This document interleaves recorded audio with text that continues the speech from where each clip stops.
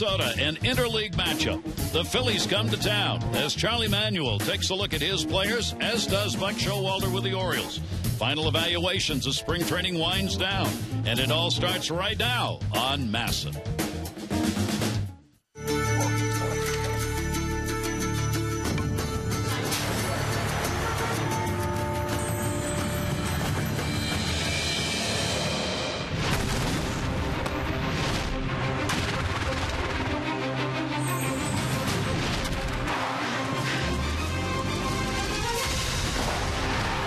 It's the Orioles on Masson. Spring training from the spring training home of the Orioles here at Ed Smith Stadium in Sarasota, Florida. The Philadelphia Phillies in town to take on the Orioles. They have split the first two times they have played this spring.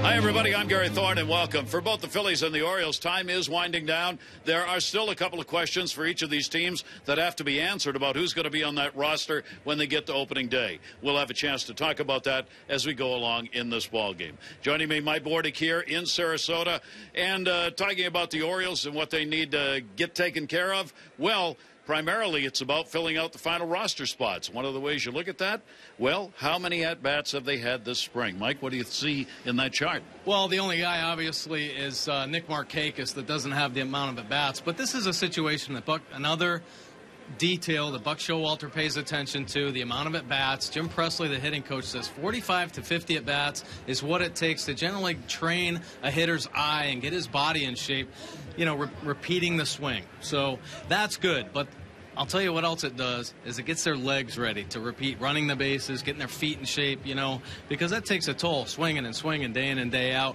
And now here the last final 2 weeks of the season, they're doing it. They're backing it up 2 games in a row, 3 games in a row. Mike, when you were playing, how many at-bats did you want to have in by the time you got to opening day? Well, I started grinding from the first at-bat on, but usually it was right around 45 or 50 at-bats, and I never kept track of it. I understand probably my managers did, but it was just a matter of timing up that fastball, training your eye to see a 95-mile-an-hour fastball, and trying to pick up the spin on a breaking ball as soon as possible. Now, this has been a very long spring training, primarily because of the World Baseball Classic. Players came in early, and spring training's running even a little later than it did last year. Any effects of that, trying to keep this thing fresh? Well, I'll tell you what, Adam Jones is leading the team in at-bats because Buck Showalter has kept track of all his at-bats through the World Baseball Classic, but he did a great job of managing the team early on. He was playing players every other day, limiting their at-bats. You see the bulk of the players that potentially are going to get set down are really leading the way with at-bats right now. So he's managed his everyday players very well, and here the final 2 weeks of the season when it's push time, and you'll see their at-bats really go on the rise. And the other side, of course, is starting pitching for the Orioles. Last year, we used to call it the non-rotation rotation at the end of the year. They got to fill in at least right now a number 5 spot. Right, and I'll tell you what, every guy that has battled for that spot, Jake Arrieta, Brian Matta, Steve Johnson, they have all done an outstanding job, and they've put themselves in a great position that if something does happen, if they don't make the team, they will have an opportunity to make a difference for this Orioles club. Jair Jurgens came over with a history where there had been some really good baseball, and then last year not so much. It started out looking like he'd make a real shot, but right now a real question. Yeah, it is a question. I think health was a big concern, but he's proven he can pitch in the big leagues and be very effective, so they're watching him closely. All right, warm, humid day here in Sarasota as the Orioles take the field. We'll have another big crowd on hand here at Ed Smith Stadium. When we come back, we'll look at the lineups. Phillies and the Orioles coming up.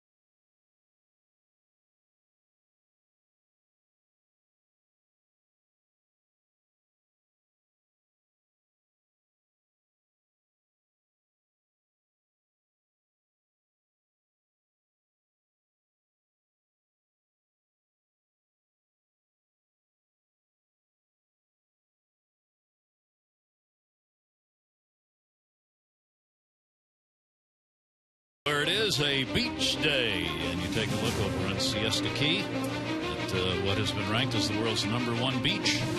And a lot of folks will be out there today, but there'll be a lot of folks here at the ballpark as well. Philadelphia Phillies in town. As we said, these teams have split. Time to get the starting lineup in, and that's what the Phillies have done, even though this is a road game. Revere, who's going to be doing a lot of work in the outfield. Rollins and Utley. Howard, Young, Brown, who's earned a spot. Mayberry's going to be in there. LaRue, probably the only non-starter in the lineup. And they're going to play without the DH. They'll use Aaron Cook, the pitcher, to hit ninth. Take a look at the scouting report this afternoon for Wei-Yin Chen. Steady starter. He proved last year that he was the Orioles' most reliable and durable starter. 32 starts on the season, 192 innings. They look for the same this year. Spring change. Doesn't mean he's doing anything different, but he has focused on his changeup. Him and Rick Adair trying to get that velocity consistent down in the low 80s, say 83, 84 miles an hour, because that could be a really big pitch for him as long as his fastball command is there. We saw all last year when he locates his fastball in and out, he is very good and helps set up his off-speed pitches. There are the numbers. 32 starts, a 12-11 record, 4.02 earned run average. Phenomenal rookie season by Wei-Yin Chen. And he did lead the Orioles with those 32 starts that he had last year. So really, they would have been in a much different ball club at the end of the season in the W column had it not been for him. You got that right. I mean, there were some injuries. Obviously, Jason Hamill went down, and then a lot of the pitchers got sent out to AAA before they got recalled. So Wei-Yin Chen, very consistent. Like I said, just the steadiest Orioles starter last year, and they're hoping that he can be as consistent this year. Chen will be making his third start here. He started against Tampa Bay back on the 2nd, working 2 innings, giving up a couple of hits. Against Pittsburgh, he worked 2 1/3 innings on the 8th. He gave up a couple of runs on 1 hit there. A lot of pitching by Orioles starters have been done on the backfields in minor league games or secondary games, if you will. Buck Showalter does not want to put his starters out against the teams he'll see in the American League East unless he absolutely has to. Yeah, a lot of guys have thrown minor league games, and I've talked to a couple of the pitchers and asked them if they really do anything differently when they go down the minor leagues, and they said no, they still compete at a high level, but the problem is the minor leaguers are so aggressive they can't set up hitters. Yeah. Here is Ben Revere, who's going to be starting in the outfield for this ball club this season, acquired in the offseason by the Phillies. Good speed, and he will take the pitch outside for a ball. Revere, one of many left-handers in this lineup against the left-hander Wei-Yin Chen. In at third base, Manny Machado. And that will catch the outside corner for a strike. For Chen last year, the left-handers hit .232 and the right-handers hit .257. 7 home runs by lefties, 22 by right-handers. But it just shakes down that in this Phillies lineup, you happen to have a lot of left-handers that are in the starting lineup. Yeah. Got 1, 2, 3, 4, 5 lefties and a switch hitter in Rollins, who's waiting on deck. Ben Revere waiting on a 1-2, and he couldn't hold up on that one, and he's gone. Well, there's some paint right there by Wei-Yin Chen. Before this fastball away, threw a nice slider, hard slider, and he just dots a fastball. That is a great pitcher's pitch and just locks Ben Revere up. Well, he starts out with a strikeout. Here is Jimmy Rollins coming up. Rollins, the switch hitter, will be playing at shortstop, the longtime Philly, hitting .267 this spring. And despite being at the World Baseball Classic, he has picked up his at-bats for this ball club. He's had no home runs and a couple of RBIs this spring. Rollins, one of the many veterans on this team, 34 years old, .270, lifetime career batting average. One of the questions for the Phillies this season is, will age catch up with a ball club that's got a few who are in that mid-30 range? Well, I think Jimmy Rollins has proven that he is a great major league shortstop, and I think with age they just get better as far as positioning themselves. Here's the 2-0 delivery on the way from Chen. That's going to be down the line in left field. McCloud's going to have to chase that one over to the wall. Helmet comes off, but it's a double. So Rollins is on with a 2-bagger with 1 down. Take a look at the Orioles defense today. Nate McCloud back in left field, Adam Jones in center, and Nolan Reimhold getting the start in right. Machado and Davis on the corners, Hardy and Roberts up the middle. Gold Glove catcher Matt Wieters behind the plate. Buck Showalter, talking with him before the game about Reimhold in right field, says we just want to get a look. So we want to have as many options as we can, and while Reimhold will probably platoon in left field with McCloud, considering his physical health being good. Still, if they needed to have somebody to play right, they want him to have a shot out there in spring training at least a couple of times. Here is Chase Utley. Utley starting at second base. Chen staying away from all these left-handers. Will miss outside with that for a ball. Utley here this spring, a lot of playing time, hitting at .234. He's had a home run and 6 RBIs. He's got an RBI chance here. Hardy will hold the runner at second. The Orioles will give him the hole between short and third. The outfield fairly shallow. Ball will go in the air to left. McLeod will back up. Wind is blowing to left. Ball is out of here. Goodbye home run. That wind is going to carry balls to left field in this ball game, and Utley's going to get his second home run of the spring, a 2 RBI shot off Chen.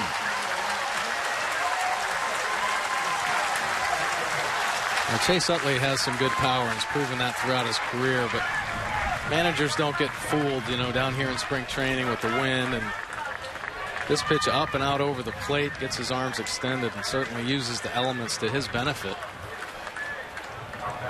Nate McLeod out there, he just turned around. He knew that ball was gone right off the bat. Just kept going.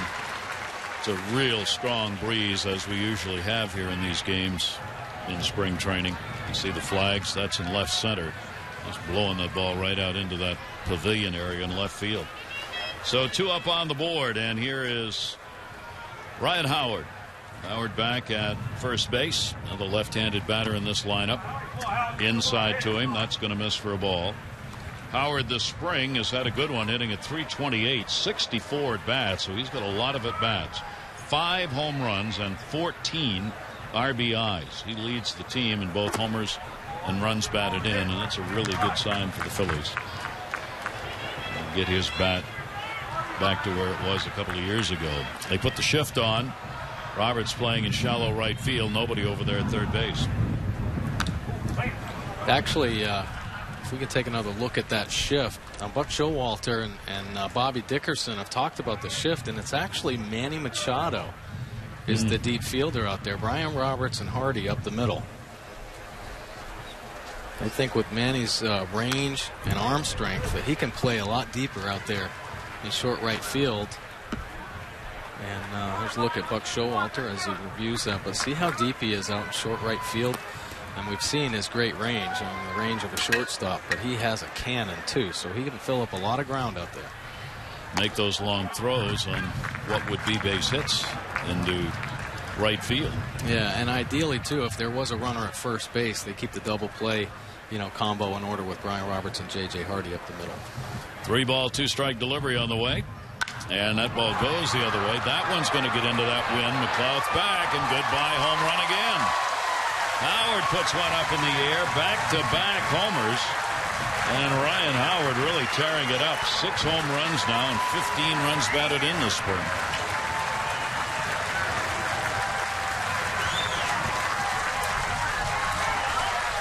Well, the Phillies are hopeful he can certainly stay healthy and be productive, and this spring is a great sign of what he's able to do. There's a pitch from Wei-Yin Chen, a little slider. Not a bad pitch on the outside corner, maybe just a little up in the zone. Just puts the barrel of that bat on the ball and gets up in that jet stream. There it goes. And here's Michael Young. He'll take it for a strike. Another veteran, 36 years old, added to this roster, coming over from the Texas Rangers. Young will take the pitch away for a ball. Rangers are going to be paying $10 million of Young's $16 million deal. So this is really a good deal for the Phillies. They needed to pick up another infielder and can do so for relatively, and we use relatively, capital R, little money compared to what his total contract is. 2-ball, 1-strike delivery on the way from Chen. That one will go the other way towards the seats. Davis will come over, but that's a souvenir. Yeah, I think, Michael Young did so many great things for the Texas Rangers. Multi-all-star player, won a Gold Glove there, and it was just great for that team and the community there in Texas. And I think that might have been a reward. Hey, he did so much for us. We'll pick up $10 million, and you guys can have a quality veteran to help your team. Placido Polanco is gone from the Phillies. Fouled off. Look at it. Rockets. Fortunately off the cement.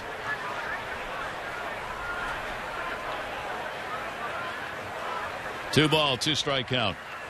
For Young, 262 this spring, a homer. He's had 12 RBIs, though. Chen's delivery to him. Pretty close pitch. Doesn't get the call, and the count will go to 3-2. Expect to have these starters stay in through 2/3 of this ball game. That one's going to go to the gap. Jones over. We'll have to play it on the bounce. So the hits coming here after the strikeout, a double, 2 home runs, and a single off Wei-Yin Chen, and the Phillies putting up some early numbers here in the first inning. Yeah, Chen made a quality 2-2 pitch, but didn't get the call, and then had to come with a fastball right down the middle. Michael Young, he knows how to handle those pitches. So a runner on at first, and that will bring a visit to the mound here before Brown steps in. Already 22 pitches thrown and only 1 out recorded in the inning.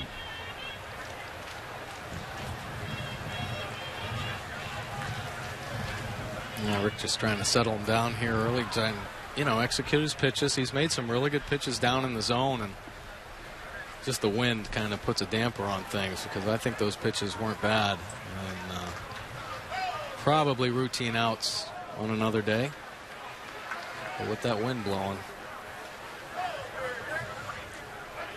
Now he's got to face Dominic Brown, who's been one of the big stories for the Phillies, putting up some real good slugging numbers here this spring. Still only 1 away, and Brown will take the pitch on the outside corner. Brown has earned himself a spot in the outfield. Probably will be doing some platooning, but has played well enough to figure in early in the season, at least, in getting a lot of at-bats. Here's the 0-1 delivery to him. Brown takes out on the outside corner. Brown hitting at a .382 clip. He has scored 21 runs to lead the ball club in that department, and he's put up home runs, 6 of them, and 12 RBIs coming into the ball game. The 0-2 delivery, that'll be fouled away on a pitch away. Wei-Yin Chen with a 2-strike count. First inning, you see the 21 earned runs allowed in the first by Chen. We've noted so many times how so many starting pitchers have problems in that first inning, just trying to get settled in. Here's the 0-2 delivery, and that'll catch the outside corner. So he gets the call for the second out. What a good pitch. Nice slider right there to get Dominic Brown looking. He has made some quality pitches here in this first inning, and there's one of them right there. That's some great tight rotation. Matt Wieters doesn't even have to move the glove. Nice pitch. 2 down. Young remains at first base. John Mayberry Jr., he too is going to get a lot of outfield time. Probably platooning with Lance Nix until Delman Young, who's out with an ankle injury, is able to get back for the Phillies. Fouled straight back into the screen, and a 1-strike count on Mayberry. For Mayberry this spring, .214 batting average, home run, 5 RBIs. Take a look at Chris Davis here. This is something the Orioles are trying to incorporate, how they're holding on base runners. Chris Davis off the bag, just off the runner's left shoulder, and he reads Wei-Yin Chen, whether or not it's going to be a pickoff or not. And the reason they do that is so that Chris can fill up that big hole over there between second and first base. They were working on that this morning, trying to get the timing down with the pitchers, and Davis at first base getting back to the bag on the pickoff move. 0-2 count. Down the line, right field, not deep. Davis there, and makes a nice play. Good over-the-shoulder catch right there by Chris Davis. 3 runs in, though. Home runs by Utley and Howard, and the Phillies up early, 3-0.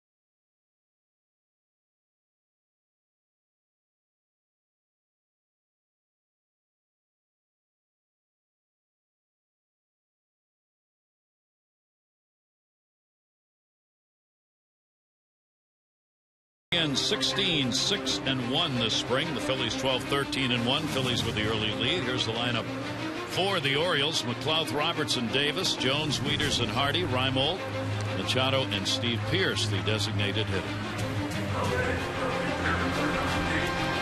Here's a scouting report for Aaron Cook, a veteran right-handed pitcher, 4-11 last year with the Red Sox. So he's had much better success in the National League with the Rockies back in 08 and 09. Had some good years, so the Phillies taking a chance here, hoping he can get back to form back in the National League. He's a sinker baller, and he loves for pitches to induce contact. So you're going to see him all over the plate. He's got an infield full of Gold Gloves.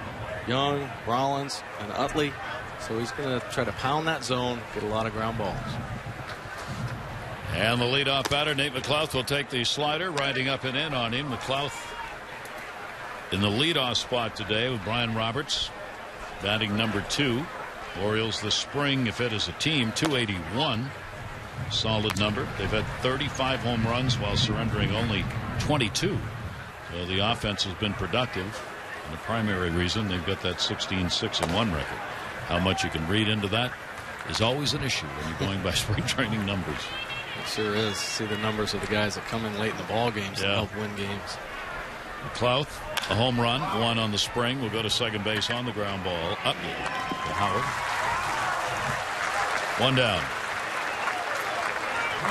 And one of the big question marks, of course, coming into the spring, and still a question mark about how it'll work out, is Brian Roberts. But there are the numbers that he has put up here this spring training. He's really had a nice spring. I mean, he came in early, and the question was, is he going to be aggressive on the bases, you know, because he always works hard at his craft as far as hitting. They just wanted to see how aggressive he was going to be. Well, I think he took a little bit of time to get his legs underneath him. And here this past week, he's really turned it up a notch. A few stolen bases, really been aggressive on the bag. Head first slides as well. So really a lot of positive things for Brian Roberts. Last year, of course, got in only 17 games with the Orioles, and not many more than that with the minor league teams, as he put some time in at the end. So for Brian Roberts, it's a season in which he's going to try and get some games under his belt. 2011 appeared in only 39 games, had only 163 at bats, and last year the 17 games and only 66 at bats. So it's been, and he says it, 2 years since he's really gone up against major league players. Ground ball to second base again. Utley on the big bounce. 2 down. And here's a look at the Phillies defense this afternoon. Mayberry in left, Revere in center, Brown over in right field, Michael Young at third base, Rollins and Utley up the middle, Big Ryan Howard at first, and Steve LaRue doing the catching. You can see one of the things that Cook has always done well and did last year, and that's work quickly. Chris Davis. Davis batting third in the lineup today. 2 away, nobody on. And on the outside corner, Aaron Cook last year averaged only 14.5 pitches an inning. That was the second fewest in the American League. He throws strikes, as Mike was talking about. And when that sinker's working, busy infield. Like this, Utley's got all 3. Backhands that one, makes the play. Orioles are retired, 3 up and 3 down, as Cook indeed has a sinker to start this ballgame. Phillies with the early 3-0 lead.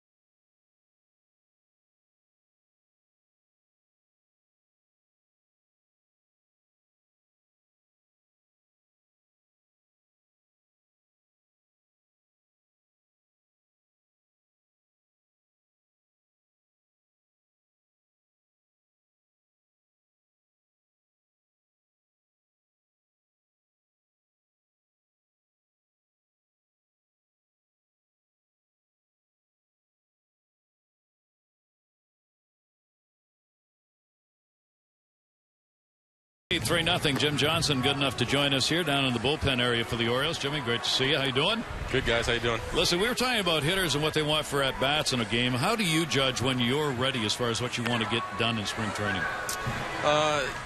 You know, at the early part, it's just really just trying to get your arm back to speed, and then by the end of spring training, it's basically when you feel like you can command your pitches, you know, in and out of the zone, and at that point in time, you feel like you're ready to get out of Florida by the end.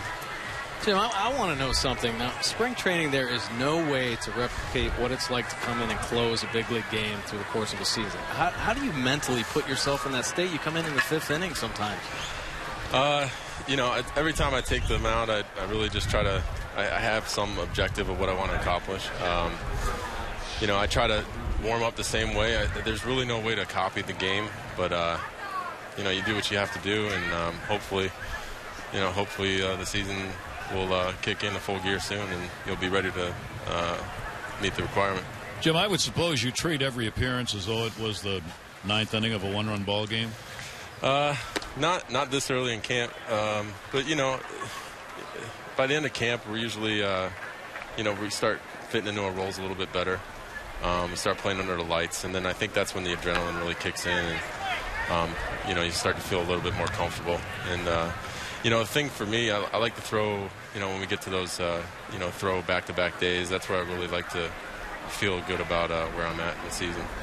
Yeah, that kind of coincides with hitters. I think we looked at the at-bats today, and when you see position players start playing back-to-back-to-back games, I think that's very similar to what you're talking about. You know what, Jim, I wanted to know, though, what the best part is that your bullpen was such a tight-knit group, and in spring training there are so many guys in camp. That I would think at the end of spring training you guys are just can't wait to get back together and get back in the grind together. Yeah, I mean, you know, the best part about it is, you know, we know how many people it takes to get to where we want at the end of the year.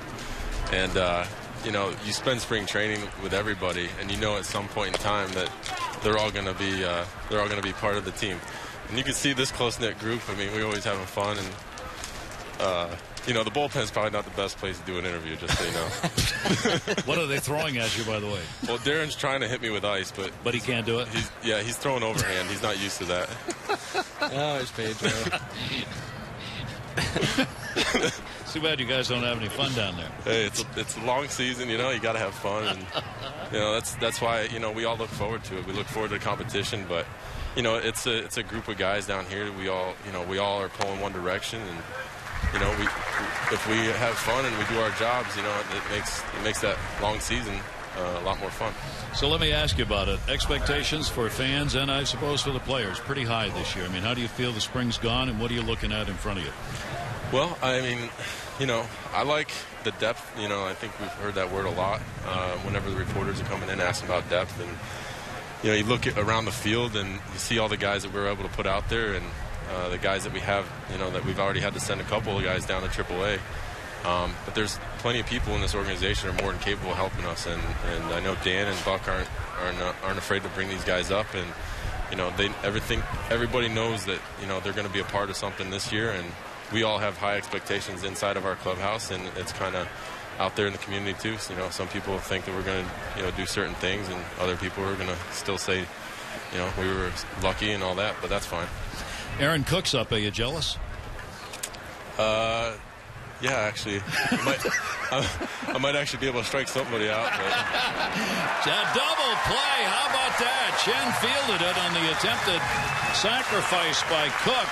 And they turn 2 on the bunt. Well, that's a great play by Wei and Chen. I'll tell you, all spring training, obviously pitchers have to work on their PFPs, but one of the most important things they work on is just understanding, try to get that lead out on an attempted bunt. And look at Wei and Chen bounce off the mound, sets his feet, perfect throw to the best shortstop in the game. And there it is, double play. Beautiful play. Go ahead, Jim. I know you want to say something. No, I like the way Bordy, he loves seeing that kind of play in the game. I mean, you know, it's important to see that kind of stuff because, you know, you can't, like, you know, we're always on the backfield. You don't see that kind of time. You don't see the runners. So that's the kind of stuff that we enjoy, actually getting some good work in. That's right. 2 down here. Here's the leadoff batter. Then Revere up against Chen. Jim, we appreciate it. Thanks very much. We'll be talking with you, obviously, along the season. And Go give those guys in the bullpen a little heck, will you? Okay, I'll take care of it. Thanks, Joey. All right, bye. Jim Johnson, the closer for the Orioles, joining us here. And I was kidding you about the fact that Cook is actually in the lineup for Philadelphia. They get to play as they want to, whether they want to use a DH or not, and they prefer to have their pitcher in and get some bunting practice, and now you can see why. As that one got laid down for the double play. Well, there are a lot of pitchers that won't try to make that play. Oh, hauled in. Hardy. NCAA season, Hardy pulls in a rebound. Chalk him up with one, and by the way, Bordy had Harvard all the way in that game.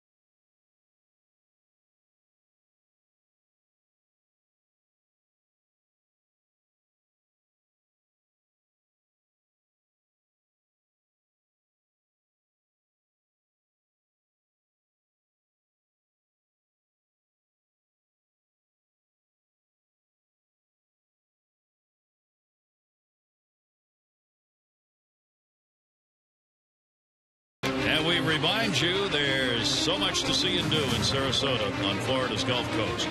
Go beyond the stadium to the #1 beach in the USA. Visit numberonebeach.com. Sarasota. Beautiful bridge there that heads over to St. Armand's Circle from downtown Sarasota.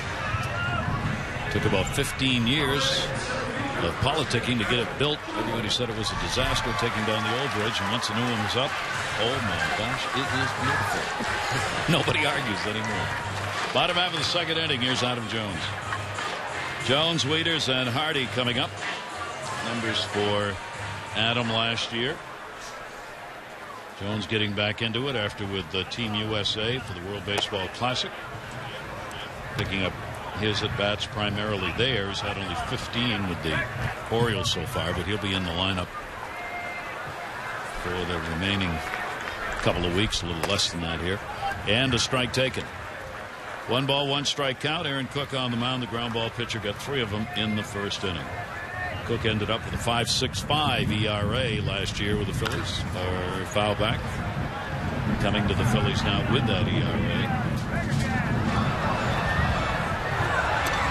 Full house here. 34-year-old veteran on the mound. Yeah, I think that's a nice pickup getting Aaron Cook. And, you know, I was looking back at his numbers in Colorado. Really good numbers. And of course, coming over to the American League, you get thrown in the American League East mix, and there aren't many pitchers that come out of there with healthy numbers. So getting back into the National League, and the Phillies are having some pitching question marks right now as well. Roy Halladay's velocity's gone down, and there's some health concerns there. So if he doesn't make the team, he's certainly going to be probably the first guy recalled to help this pitching staff. He spent a lot of time last year at AAA ball. Began the season for the Red Sox in Pawtucket. 1 ball, 2 strike delivered to Jones. And a swing and a miss and a pitch down and in. And Cook gets the strikeout. 1 away. One after that K with a big breaking ball there. A couple fastballs down in the zone, and then finishes Jones off with a nice breaking ball.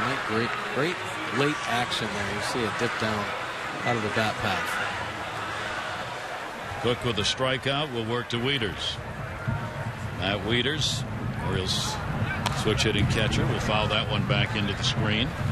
Matt's hitting .414 this spring. He's had 29 at bats, and he's picked up 12 hits, 3 home runs, and 12 RBIs. Big numbers for the Oriole catcher. And the pitch will be taken away, 1-1. You see in the spring surge, 5 hits last 3 games. Matt Wieters hits a 9 of 12. 1-1 delivery, shattered bat to second base. Utley. 2 down.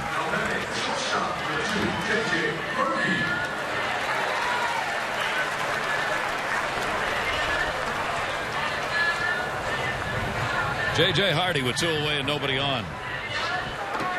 Orioles shortstop with the big 68 important RBIs last year, 22 home runs. But the Orioles not making any big bat move in the offseason. Obviously, the Orioles are asking players like Hardy, like Jones, like Wieters to step it up one more time, hoping that the regulars will be that much better.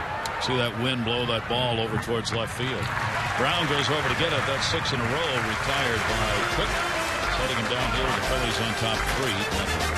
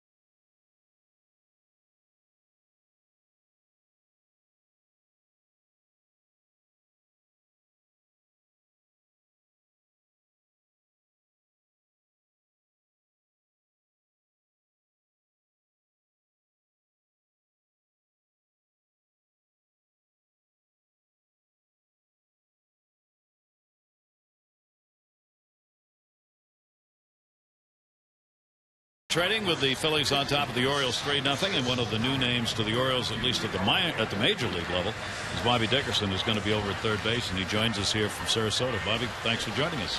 Appreciate you having me. Hey, listen, you're going to be working a lot with the infield here in spring training.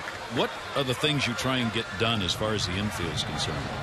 Well, you know, number one is making sure everybody's ready for opening day, just health-wise. It's a long spring, and making sure that guys are on top of their fundamentals and just really getting them ready for opening day. We want to make sure we get their work in, but not overkill. Hey, I mean, Bobby, you've done so much for the Orioles in the minor leagues, and now to be able to have the opportunity to coach third base here. You know, we've talked a lot about trying to change the organization over. It is a great sign that you are now the big league third base coach after, you know, the last few years helping out in the minor leagues. Do you see this organization really turning around? You know, yeah, for sure. You know, you and I talked about it a lot, making those trips 2 years ago, you know, in the Bowie, and seeing just the culture change over the last 2 years, and the you know, taking pride in this uniform and taking pride in what we have to do for our fans in Baltimore, and it starts at the minor league level, and I definitely have seen it in our minor leagues as well as what we saw in the big leagues last year. Jimmy Rollins leading it off here. He doubled and scored. Utley and then Howard do up for the Phillies. Bobby, what do you do in spring training in order to prepare yourself as far as taking over the job at third base coaching? Well, you know, prior to spring training, I made sure I contacted some of my friends that have coached third in the big leagues. You know, I've got a lot of time over there, just not at the major league level. Like 1,200 games or so. I think we tried to add them up, but yeah, you know, it's a different beast up here for sure. There's more at stake, and but I have had some time. You know, that's one thing. Just on coaching third, it's just talking to people, and I'm going to have to learn the ballparks and the arm strengths and the outfield and so on and so forth. But you know, the infield part of things is just a daily grind. We make sure we have a plan in place, both long term and short term. How much more do you have to do now with all the shifts that are used around the game that we see so often? How much does that add to what you have to do to prepare the infield? It's a ton. I mean, it's scouting reports and trying to go over hitter tendencies, not only the hitter tendencies, but how they hit our pitching. That'll be handled by Jones. Rollins 2 for 2, a leadoff single. Well, it's certainly got to help that you have some quality veteran players out there. You know, they can help you as far as positioning and stuff like that, but it's the younger players like Manny Machado and now Chris Davis over at first base. I mean, how often are you in the areas during the course of a ball game? Pretty much the entire game. I know I'm going to be on Manny a lot, making sure his depths are right, taking the bunt away from guys that'll bunt. We don't want to invite the bunt. We want to make sure we play that prevent defense. We don't want them bunting. We don't want to force the Manny to make those tough plays. But you know, I'm going to be on Manny a lot with his depths and his shifts and stuff. And you know, CD's done a nice job this spring. He's really worked hard, and he's cleaned up his stuff. And it's not that his ability level was lacking. It's just his focus level, and it's been outstanding in the spring. Well, you had him early, didn't you? Out there for early work just about every day. It was on a great routine. Are you trying to keep that up through the course of the rest of the spring and into the season? Yeah, you know, we got off to a good start. And you're right, the first week or so before games, we spent a lot of time out there at 8:30 in the morning doing things before, you know, anybody was around. And we tried to, that was the biggest thing, getting a routine that we can maintain throughout the season. And, you know, taking detail into his work every day and not going through the motions. And he's done a really good job with it. Now we have to continue through the season. Utley up. He had a home run his first time up. Give us a little instruction here, if you will, Bobby, as we watch Davis at first base, on how you're using him holding the bag with a runner on this year. What are you doing? Well, you know, we have a left-hand pitcher on the mound, and we feel he can read his move on his come over. We want to give him a little more range to the four-hole there and fill up some of those gaps, especially here with a left-hand hitter hitting. You know, and he's athletic enough to do this. You see him off the bag there with the runner behind him. That's going to be stroked towards left center. Jones over. Runner halfway will be going back, one away. So, Bobby, I took a look at the Phillies infield. Michael Young playing third base, Gold Glove. Their shortstop, Rollins, Gold Glove. Their second baseman, Utley, Gold Glove. Any goals for you and your Orioles infield this year? Well, outstanding. We just have to get one repeat, and we've got to bring 3 more aboard. So that would be nice. You know, we definitely feel we have the personnel to do that. You know, it's the fundamentals, and it's the daily routine and making sure we stay on it.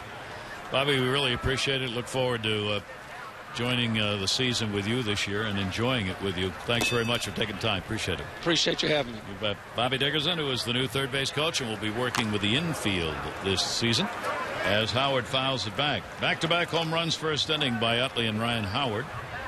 2 RBI homer by Utley, and Howard followed with a solo shot. Now a runner at first base, 1 down, Howard at the plate.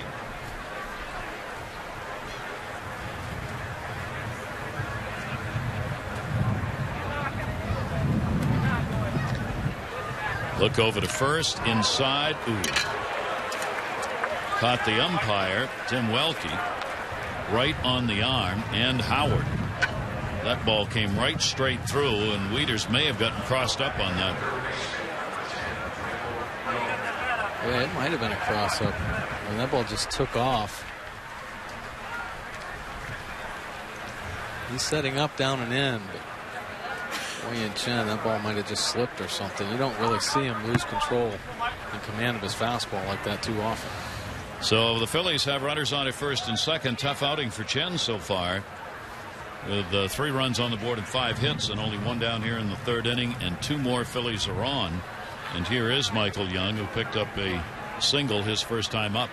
So the infield will set for 2. Chen will try and get that ground ball to get out of the inning. And a chopper right back to him. Can he do it again? Goes to second. Hardy, quick turn, and didn't get it. Well, they get the out at second. Rollins will move over to third base. Howard retired at second. Young on the fielder's choice. Another pretty good play by Wei Yin Chen, really getting off the mound well. Tell you what it is, though, it's a nice throw to J.J. Hardy in time. It's Michael Young still getting down the line very well. So first and third for the Phillies with 2 away. And that will bring up Dominic Brown. Brown He's called out on strikes his first time up. Phillies with another chance to put a run up on the board.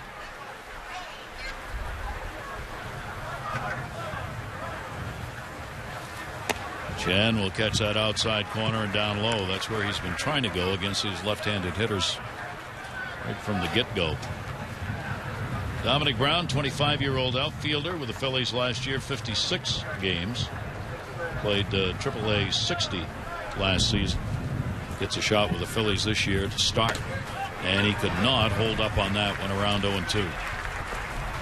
Good pitch. I'll tell you, we talked about the consistency Wei-Yin Chen has with his fastball, being able to locate it in and out. And he is absolutely fearless when it comes to throwing the fastball in. I mean, it does not matter. He tries to get it right under the hands of the hitter, and that was a great example of it. Runners off first and third. The 0-2 delivery, and that'll miss outside. This day and age, any pitcher willing to come inside on hitters has got about 4 steps, a 4-step advantage, because so few are willing to do that anymore. It's true. Pitchers just will not come in, which makes hitters much more comfortable. 1-2 delivery. Off-speed pitch, and that's a base hit to left field. That'll score 1. Rollins will cross. Young will stop at second base, an RBI for Brown, and the Phillies have a 4-0 lead. Nice piece of hitting. It was big sweeping breaking ball from Chen, and he stayed on it. Did what he's supposed to do, not too much. Slapped it the other way, picked up an RBI, 2-out RBI at that. So the Phillies with 6 hits in the ball game now. And here's John Mayberry Jr., who popped out his first time up.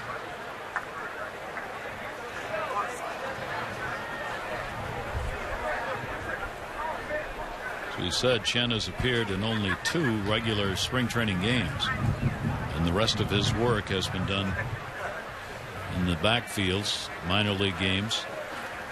That's going to be a base hit into left center field. Young off with 2 down will score. Over to third base goes Brown. So a single by Mayberry, another run added, and a 5-0 Philadelphia lead. There's the advantage of the hits with 2 away and runners on. They take off on contact, and Young able to score easily from second base. There it is. That fastball getting on the hands was strong enough to get it out over J.J. Hardy's head. Michael Young scoring easy. Dominic Brown, nice base running, able to scoot on over to third base as well. So first and third continues for the Phillies. Steven LaRue, the catcher, drew a walk his first time up. He worked primarily double-A last year at Reading. He hit .235. Got a start late in the year with the Phillies. Had 3 starts overall last year for the big club. 2 away, first and third. And LaRue will take it outside for a ball. So Wei-Yin Chen, not the kind of outing he had hoped for in this ball game. Buck Showalter watching intently. 1-0. Fastball is in there, 4, strike 1-1. Well, he's made some good pitches to this point, but he's made some other pitches that are just up in the zone. And you know, you work on your stuff in spring training and try to iron out some problems, and I'm sure it's just a subtle, change that he might have to do, but I think you build off the positives, some of the really good pitches down in the zone, understand what he's done. They'll review tapes. It's unbelievable how in depth they get with everything, pitching, hitting. Here in spring training, every guy is back in the video room reviewing what they've done, trying to perfect it and be consistent on a daily basis. Instantaneous review is done in baseball. Here's the 2-1 delivery on the way, and that's going to be up, throw to third, off the mark a little bit. Waiters had Brown edging away down there, getting back in on his belly, and the count goes to 3 balls and 1 strike. Pitcher Cook waiting on deck.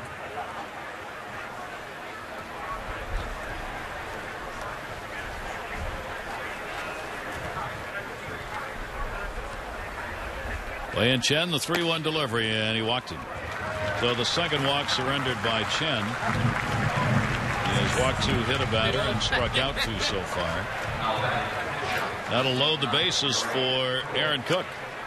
Cook tried to lay down a sacrifice bunt. Ended up getting into a double play. Now he's got Brown at third, Mayberry at second, Root over at first base. Opportunity to help his own cause. He's a 152 lifetime hitter in the majors. No home runs, 7 doubles, and 1 triple as extra base hits. And the pitch will be outside for a ball. Cook signed as a minor league free agent by the Phillies in January to help add some depth to their staff. 1-0. That'll be there for a strike.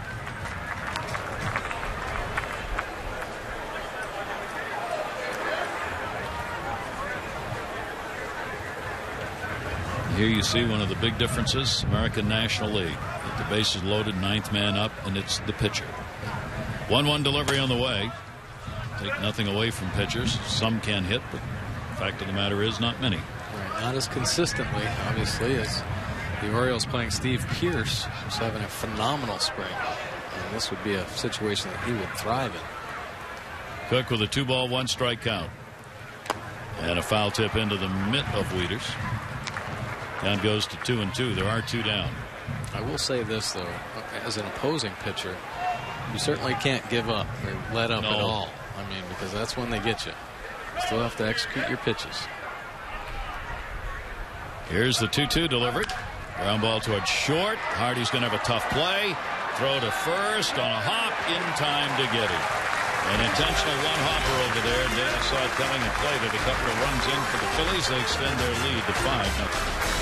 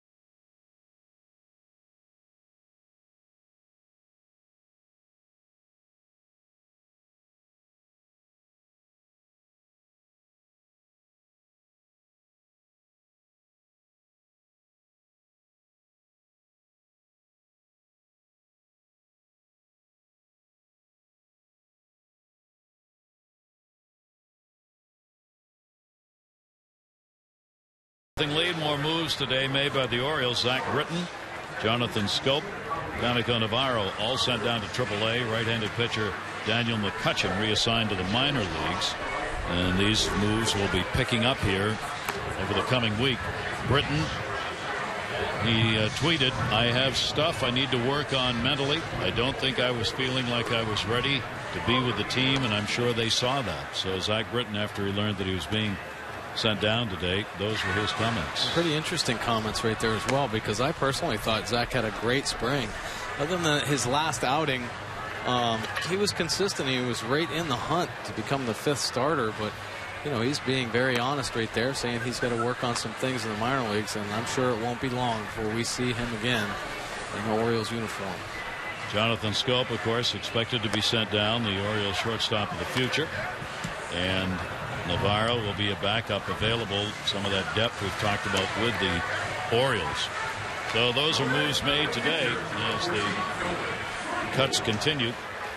You know, it's really hard for all of those players is They've really stood out this spring, and they've looked so good. Yamako Navarro has played great. Every time he comes up to the plate, it seems like he's got that intensity, like it's the 7th game of the World Series.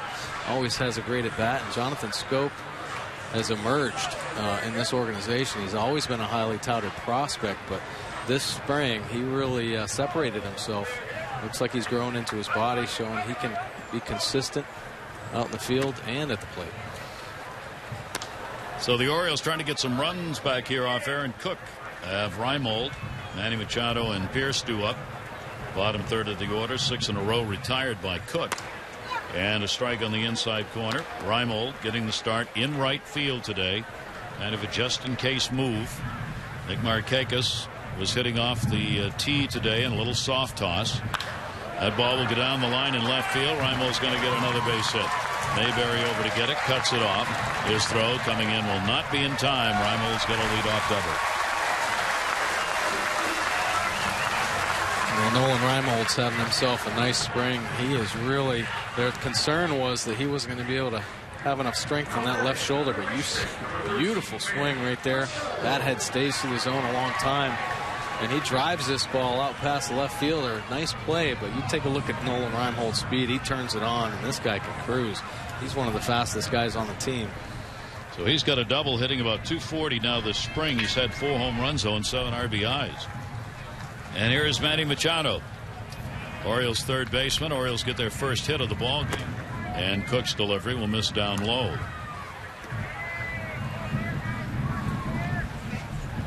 Jim Johnson is scheduled to pitch today for the Orioles at some point.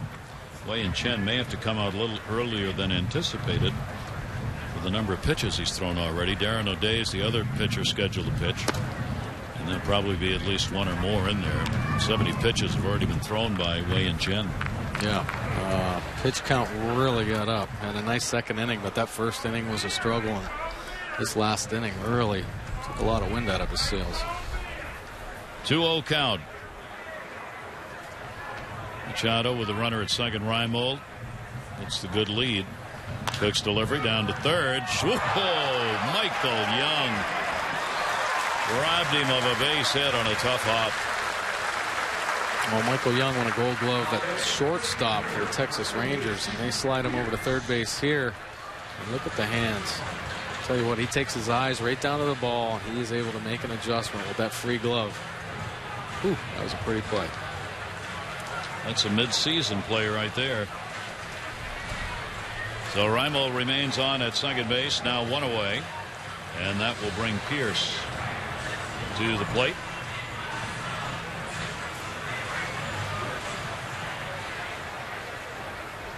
They're not holding Reimold particularly close at second base.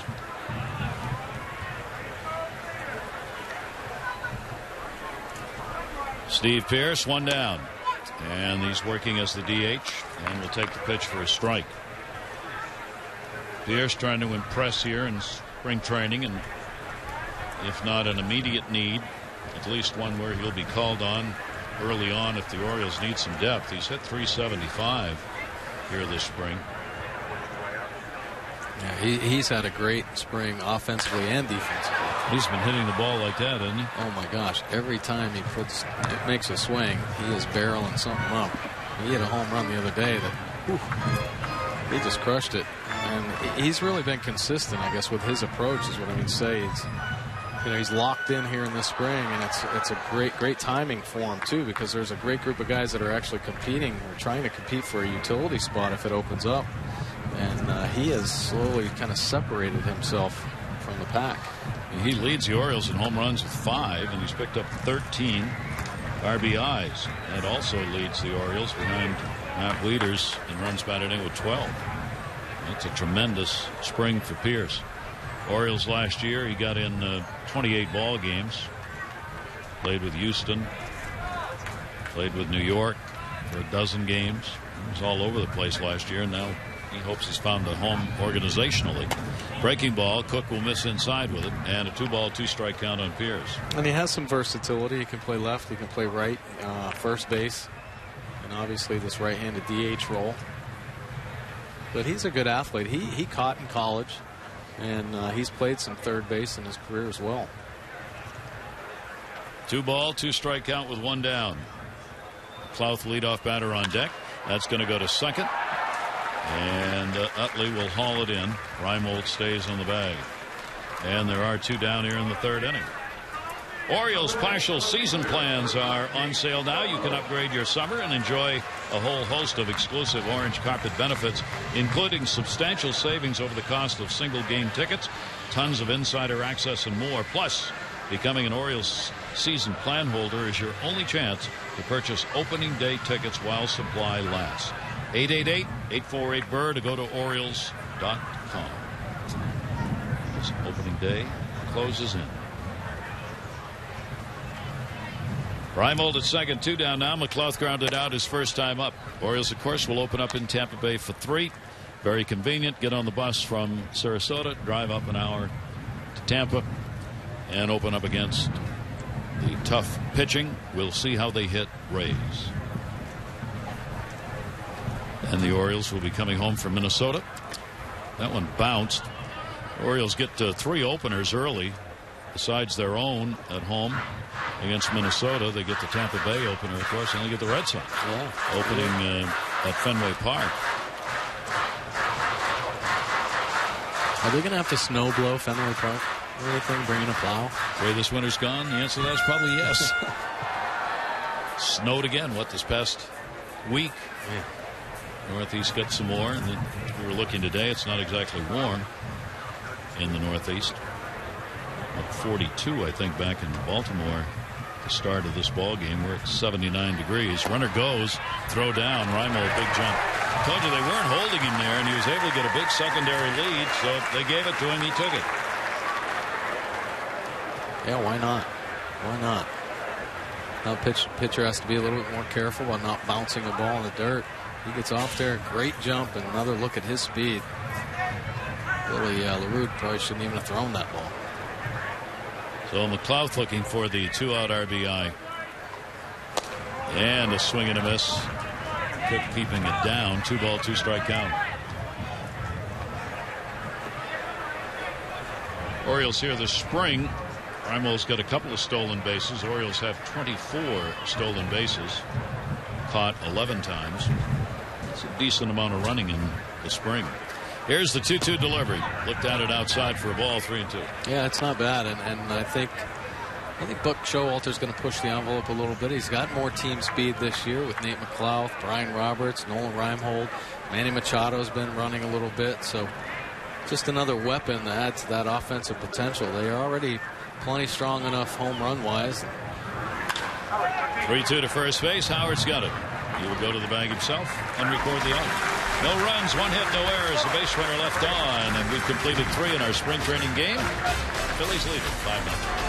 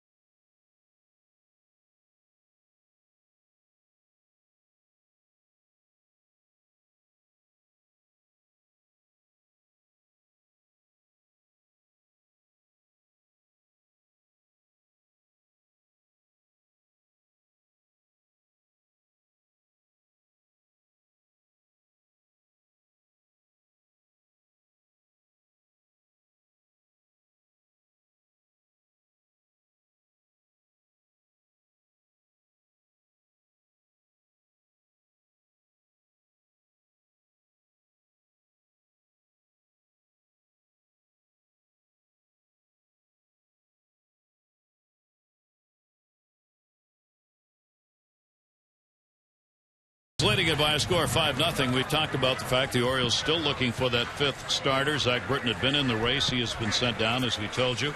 Jair Jurgens, Brian Mattis, Jake Arrieta, Steve Johnson, some of the other names in consideration. We asked Buck Showalter before the game today, how are you seeing filling in this fifth starter role? I like the fact that our fifth starter's in this camp. You know, who he may be is not near as important as, you know, we have this finality about the 25 that break camp, and it doesn't mean, you know, you hope we had some of the least number of pitching moves in baseball the first half of the season. We know that drastically changed, but our guys get it. You know, it's a very maneuverable club. We have options. We have ways to go if there's an injury or, God forbid, a lack of performance. And our players know it. It's very competitive, but it's a 75-man team. You know, Bowie, Norfolk, and Baltimore.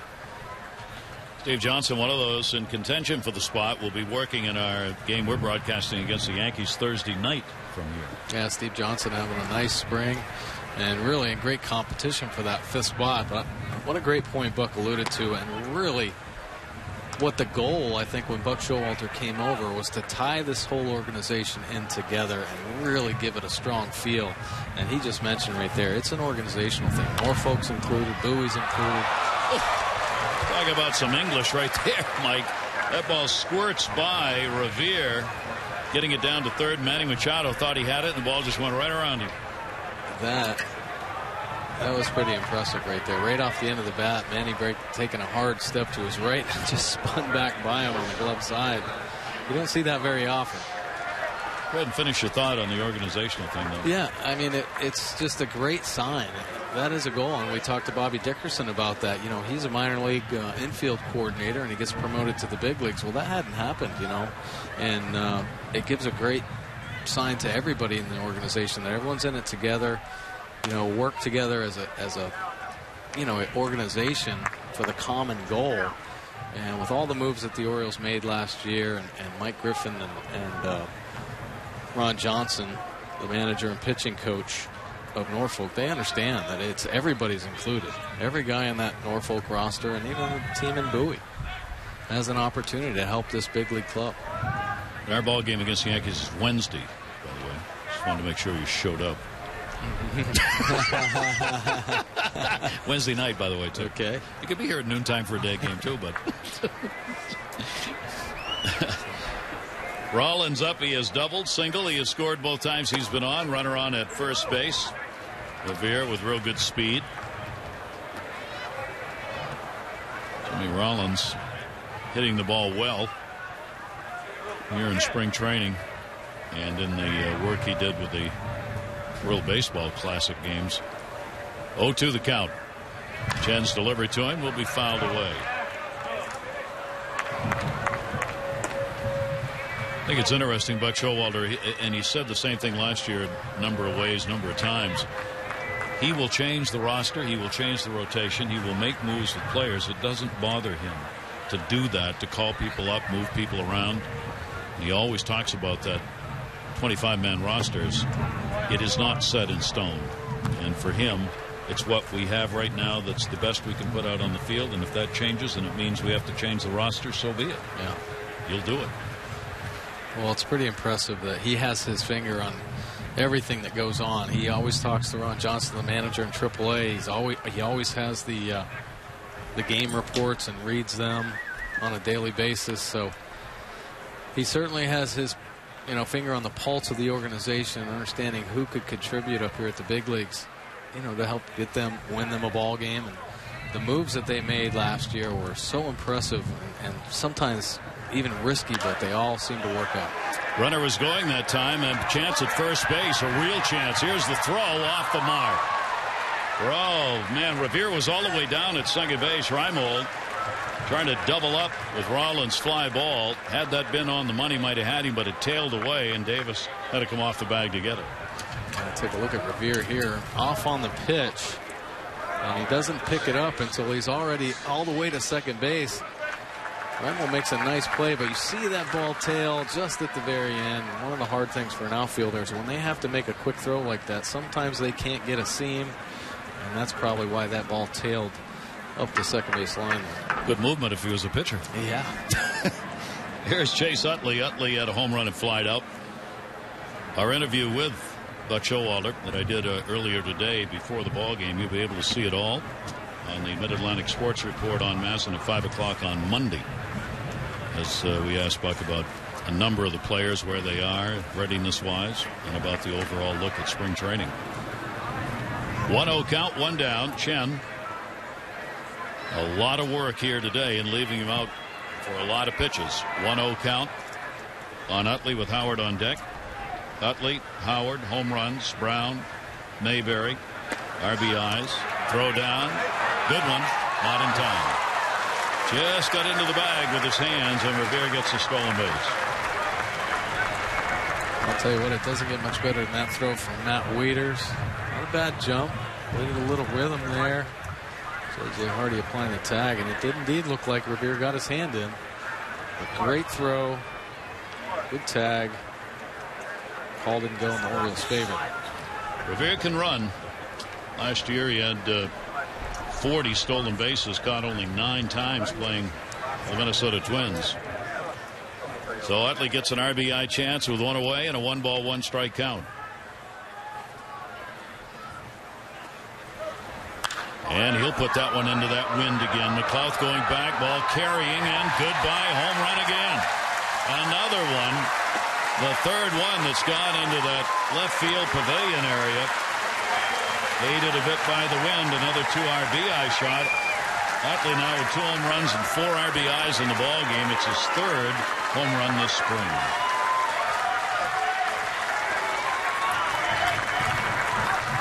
And that will bring the skipper to the mound. That's 7 runs on 8 hits off Wei Chen. And time to go to the bullpen. And that's largely because of the number of pitches that he's had to throw here. So Jim Johnson, we were talking with him about coming into the middle of ball games. The Oriole closer. That's exactly what's going to happen here. Johnson on. Phillies lead at 7-0.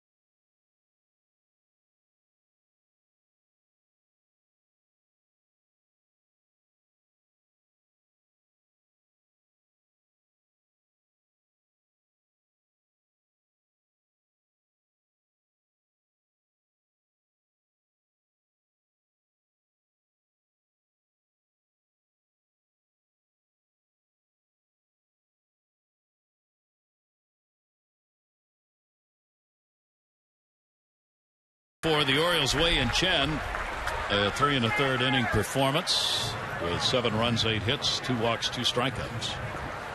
And again, no excuses, but the wind blowing out the left certainly didn't help his cause in this game. There's Jim Johnson, the Orioles closer. Jimmy working in game number 5 on the spring. Only faced hitters, 14 at bats. They're hitting only .214 off him. And only 4 innings worked. And the pitch will be taken down low. This is Howard with the bases empty, 1 out. Well, it was a tough outing by Wei Chen, and I'm sure they would have kept him in there a little bit longer if he hadn't had a couple really laborful innings. And ideally, I think they would have liked to bring Jim Johnson in a clean inning. But Wei just working a little too hard today. And gives way to Big Jim Johnson. Through 80 pitches, Chen did.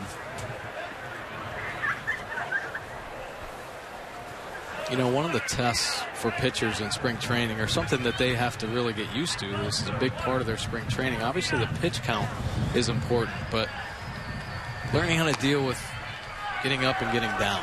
A typical inning, okay, maybe he throws 15 to 20 pitches. He goes into the dugout, sits down, rests. Could be a long inning, could be a short inning.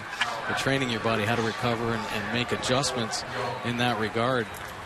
And that was really a hope for Wei-Yin Chen today, because he hadn't pitched in too many of the big league games. He's been in the minor league complex. So unfortunately, that part of the game didn't work out, but he did jack up his pitch total.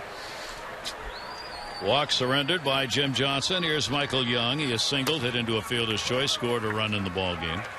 For the Oriole closer, this spring he's worked against Spain, their World Baseball Classic team, an inning. Gave up a run and a hit against Pittsburgh. Gave up a hit. Tampa Bay, an inning and a hit. Minnesota, retired all three he faced. In Toronto, he gave up a hit in 1 inning of work. 3 strikeouts in the ball games this spring for Jim Johnson. Bullpen of the Orioles, obviously extremely important last year. 1 ball, 1 strike count, 1 down. And that pitch is on the outside corner. Pedro Strop will be the setup man. Jim Johnson will be coming on. The Oriole bullpen, 32-11, most wins, 55 save, most wins American League. The 3 ERA, 5th best, and 4th in innings pitched, 545. That ball at second base, knocked down, but it's a base hit. So Young is on with his second hit of the ball game. Howard's got to stop at second base on the dive by Roberts to slow it down.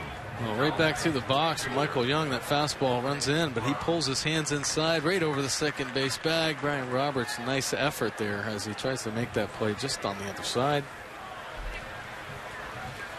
Can't quite get there. Even if he had gloved that ball, it would have been tough to get that force at second base, but we've seen him do it before. Would have been tough for Hardy with rolling thunder coming in on him. Yeah. Ryan Howard. So runners on at first and second now. That'll be hit number 9. And the pitch taken away by Brown. Brown, an RBI single, and he has been called out on strikes.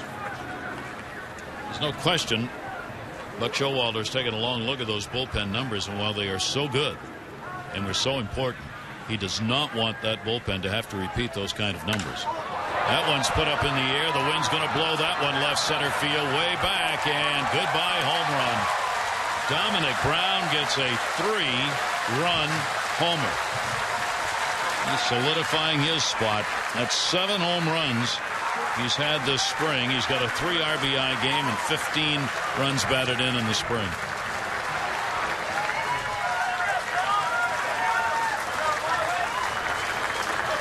Take a look at this pitch from Johnson.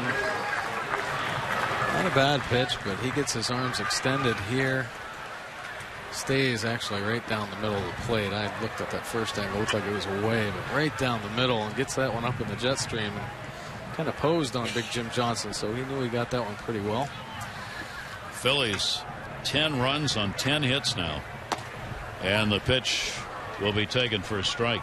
Phillies came in having hit 29 home runs spring training. They've already got 4 in this ball game. Mayberry's got an RBI, came on a base hit back in the 3rd inning. Here's the 0-1, and the breaking ball lost speed's going to miss up high. We're talking about Orioles starters. I really think they will be pushed a little bit early in the year to go deeper into ball games. Will be asked at points maybe last year where they would have come out, will be asked to stay in, get another batter, get another out, get another 2 outs, whatever it may be, to try and protect that bullpen a little bit. I think so. Let's look at Wei-Yin Chen. He's really good last year at eating up innings. Chen worked 192 innings last year. Sure did. And that'll be important to do that again. 2-ball, 2-strike count on John Mayberry Jr. Base is empty. Jim Johnson's pitch to him. That's swung on and missed. Johnson gets his first strikeout. 2 down. And the Junior Orioles Dugout Club is Birdland's best value in family entertainment. Kids 14 and under get tickets to 10 games, plus an exclusive club hat, membership card, backpack, and more. all for just $20. Even get exclusive giveaway items at each game. Family and friends get tickets starting as low as $6. Chance to upgrade to the lower deck too. 888-848-BIRD. Or go to Orioles.com/dugout club.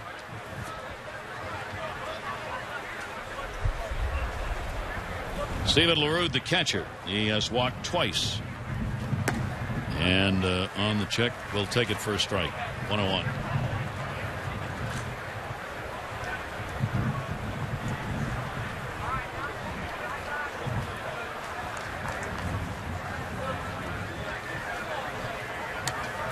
Johnson with a 1-1 delivery to him. LaRue on a check swing. That is in there for a strike as well. And it goes to 1-2. We're talking about Roy Halladay, of course, relied on by the Phillies to start. He worked a minor league game this morning, talking with the Philly people. The velocity is still down. They're really worried. His velocity now is under 90. Ground ball down to third. That's going to be a base hit. LaRue will make the big turn. McLouth will get it in. And LaRue is on with a single. So the Phillies have batted around here in the fourth inning as Cook, the pitcher, will be the ninth batter up. They sent 8 to the plate in the third inning when they got 2 runs on 3 hits and left the bases loaded.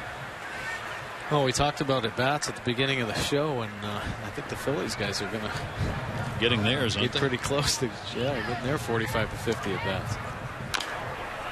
He came in as a team hitting .279. Mets were 10 points higher than that. Phillies pitching ERA this spring 4.49. Compare that to the Orioles 4.73. They've got the 10-0 lead. 11 hits. Cook grounded out a couple of times, and the pitch is outside to him. Jim Johnson, 1 ball, 1 strike count.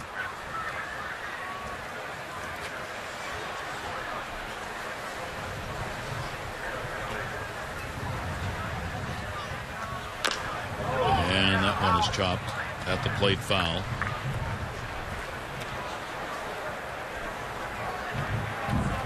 LaRue not being held at first. Certainly not a base stealer, and Chris Davis playing well behind him. Yeah, usually that doesn't happen until about the 5th or the 6th inning, but 10 runs here. Got him. So he goes down looking. Johnson comes on and gets a couple of strikeouts with the 3-run homer by Dominic Brown.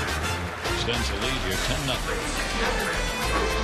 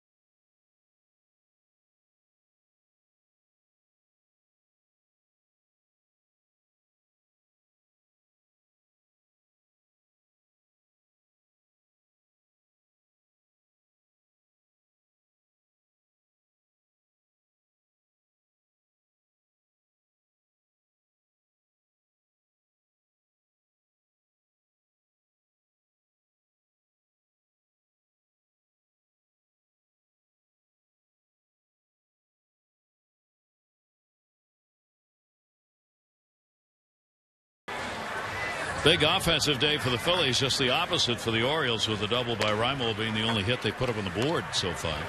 Well, one of the most interesting numbers from last year was a defensive look at the Orioles, a change that you rarely see in the course of a season.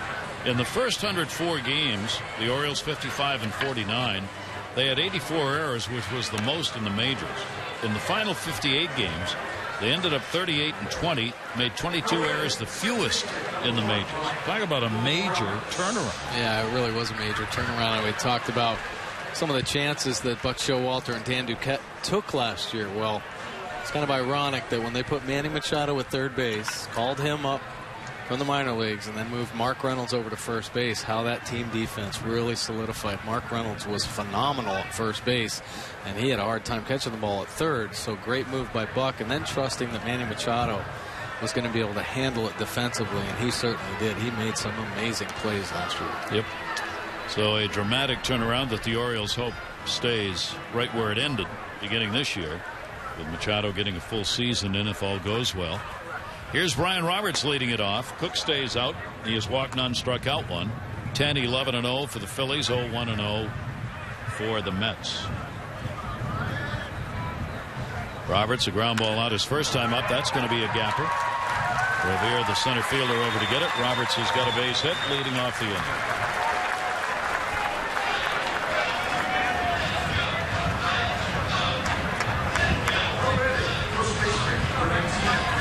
Well, the Orioles get their second hit. Reimold had a leadoff single in the third, got stranded.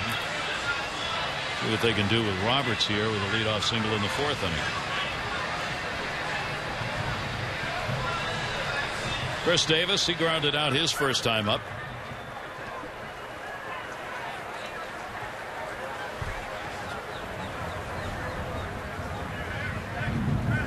Cook's delivery to him, shatters the bat. Utley. Rollins. Howard. No. A little too late on that turn. And Davis will reach on the fielder's choice. Well, not a bad turn here. You see Utley with the power feed. Rollins maybe a little bit takes his time there. Chris Davis, boy, can he get down that line for a big guy? We've talked constantly about his athleticism. And he busted it hard right out of the box right from the get-go. So nice effort, even in a 10-run game. Working hard down the first base line. Pays off.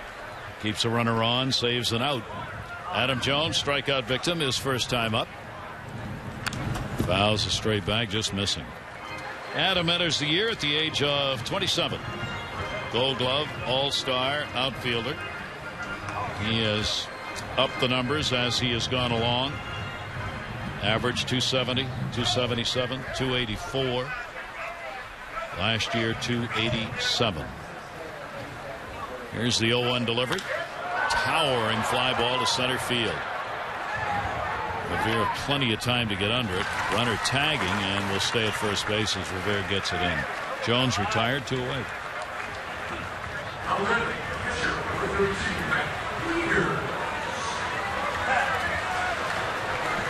Touched on Adam Jones there briefly about how he's made nice consistent progress, you know, through his short career here, but now his name is being talked about in potential American League MVP kind of numbers, and we hope, the Orioles hope, that he continues to show that progression. That will bring up Matt Wieters. Wieters popped out his first time up, and that's going to go to left field. Adam ball, it's going to fall in. Mayberry started in. Not a particularly good jump on that, and a base hit for Wieters. First and second as Davis stops at second base. Something Matt did a lot of in the second half of the season last year, taking that ball the other way. Yeah, well, Matt's had a great spring. You've already talked about his numbers and using the whole field. And what's been impressive to me, I think Matt's always been able to get those arms extended and really have great plate coverage on the pitches away. But how he's handling the ball inside has actually been a big difference this spring. So covering the plate completely, and he's got that in his bag whenever he wants it, I think, being able to use that left field. So now Hardy will try and get the Orioles on the board. 3 hits for the O's. He'll go after the first pitch and foul it back. JJ with a great job at shortstop last year. A Gold Glove season for him there.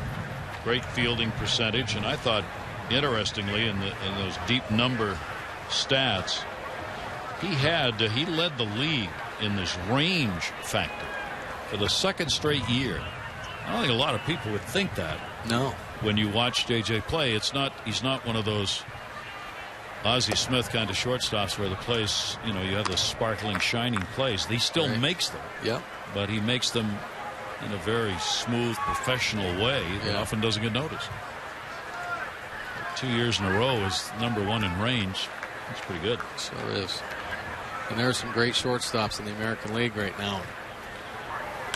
J.J. Hardy separating himself obviously with the consistency, but like you mentioned, the range factor as well. Oftentimes, and Mike, playing there, it's what's talked about sometimes by baseball people is not the plays you made, but the ones you didn't. The ones you didn't get to.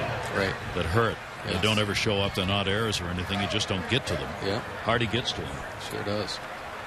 Well, he has great instincts now that he's becoming a veteran, more veteran player.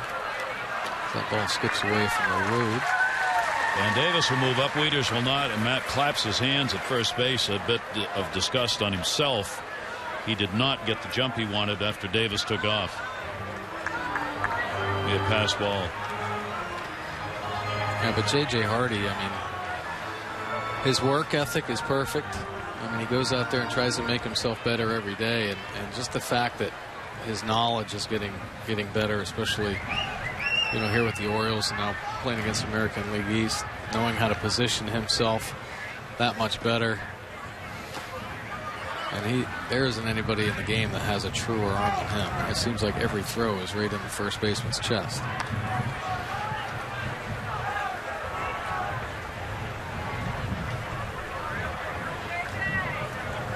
Talk about an everyday player. Hardy is that. That's short, day in and day out. 3-ball, 2-strike count, 2 down. Runners at first and third. Aaron Cook on the mound. A couple of singles off him here in the inning. 3-2 delivery. Wieters going from first down to third. That's going to be a fair ball. That will score the Orioles' first run. Davis and Wieters will be waved home by Bobby Dickerson. It is a double and 2 RBIs for Hardy. 10-2.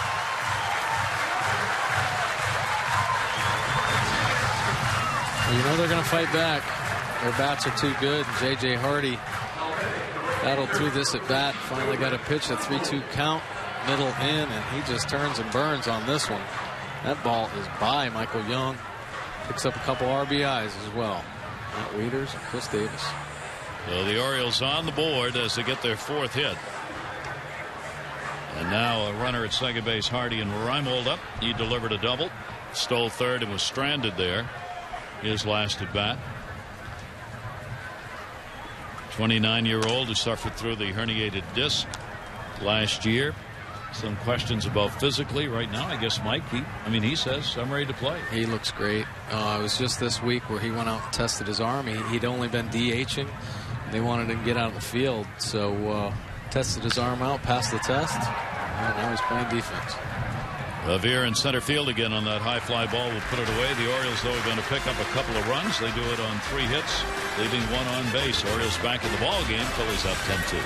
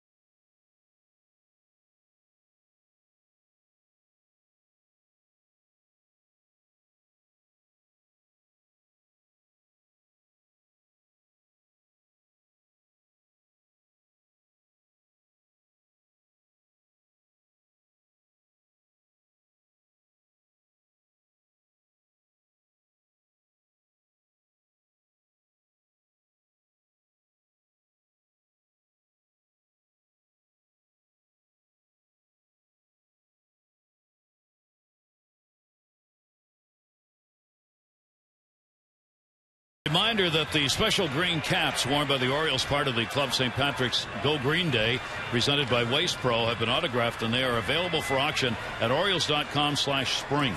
The proceeds from the auction benefit Sarasota's Moat Marine Lab. It's a great hospital for injured animals. The bidding will end tomorrow evening at 6. So we hope you will show your support. Help Moat Marine here in Sarasota. Just go to Orioles.com/spring. Jim Johnson will stay on the mound after coming in for Chen. 2 big innings have been put up by the Phillies. 8 up in the third, 2 runs. Battered around in the fourth, 5 runs. Ben Revere, the leadoff batter, started it out with a single in the 4th inning, picked up a stolen base. Johnson's pitch to him. That'll go to short. That's got some squib on it. Hardy's got a hustle, not going to get him. Revere can fly. And an infield hit, his second of the day, is 2 for 4. Wanted to make a note, something that does not show up in the box score and probably nowhere else. In the 4th inning, Chris Davis helped create the inning by preventing a double play. He really did. You take a look at him here. Now he's upset, hitting a ground ball to second base, thinking it's going to be a double play, but he goes hard out of the box and beats that play. And the results will show up. 2 runs by the Orioles, and that's how you play the game. And that's why Chris Davis is the Orioles' everyday first baseman. Would have been just 3 batters up in that 4th inning, and there would have been no run scored had that double play been pulled off. That pitch is taken up high for a ball. Jimmy Rollins. Rollins a double, single. He's flied out. He's scored 2 runs. Phillies now have 12 hits in the ball game. And he'll take the Jim Johnson delivery. Count goes to 2-0.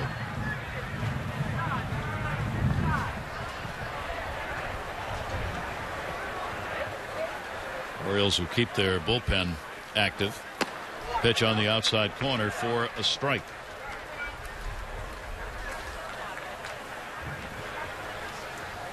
Phillies end up going back home. They conclude spring training on the 29th, and then they go home and play 2 games against the Blue Jays in Philadelphia. And a strike taken. Blue Jays will be one of the interesting teams to talk about. Charlie Manuel's ball club in the National League East. Blue Jays in the American League East. All those deals, all those big names. John Gibbons back for a second turn as manager. Swung on a miss. Jim Adding fooled on that one, and he gets the strikeout on Rollins.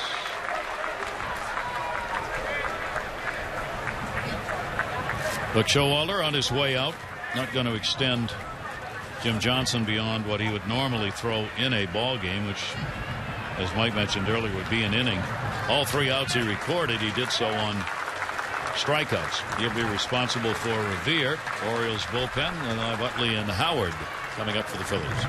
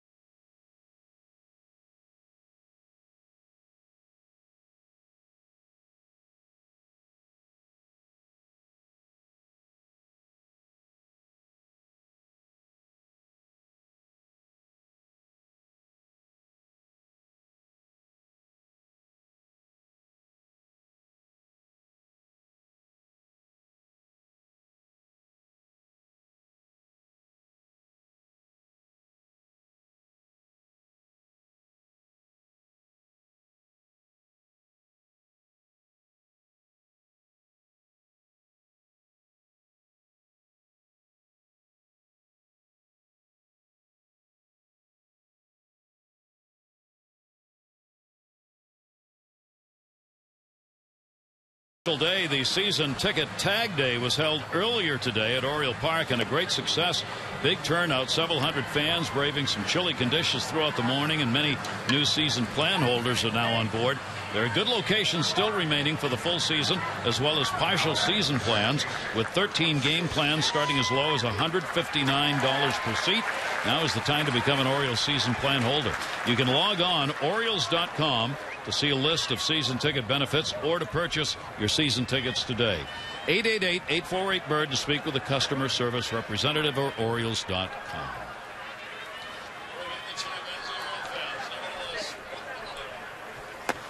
And the pitch is taken for a strike. On the mound is 29-year-old Adam Russell.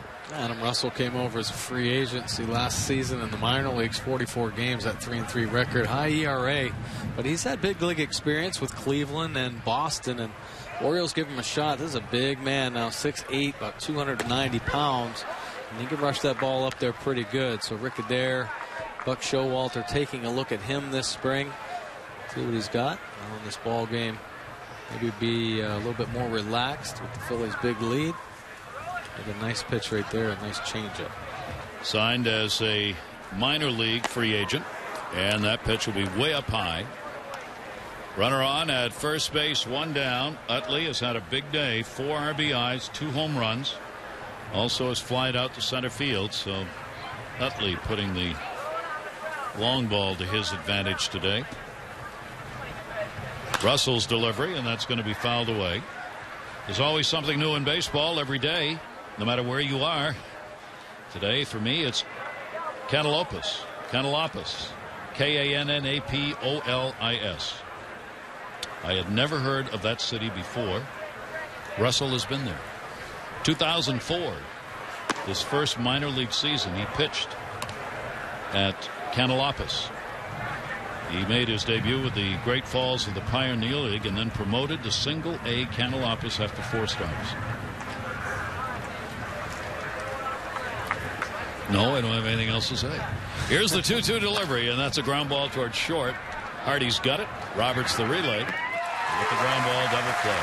No runs, 1 hit, no errors, and nobody left on base. Cantalopis, wherever you are, from Mike and I, we extend our Easter greetings.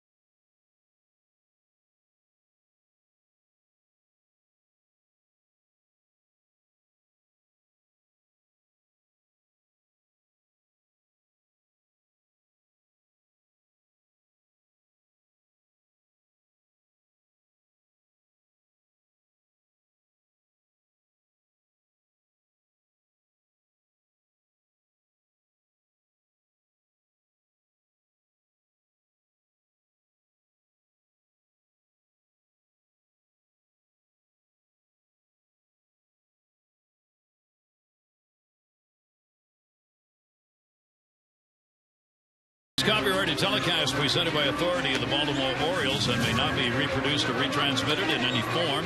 And the accounts and descriptions of this game may not be disseminated without the express written consent of the Baltimore Orioles.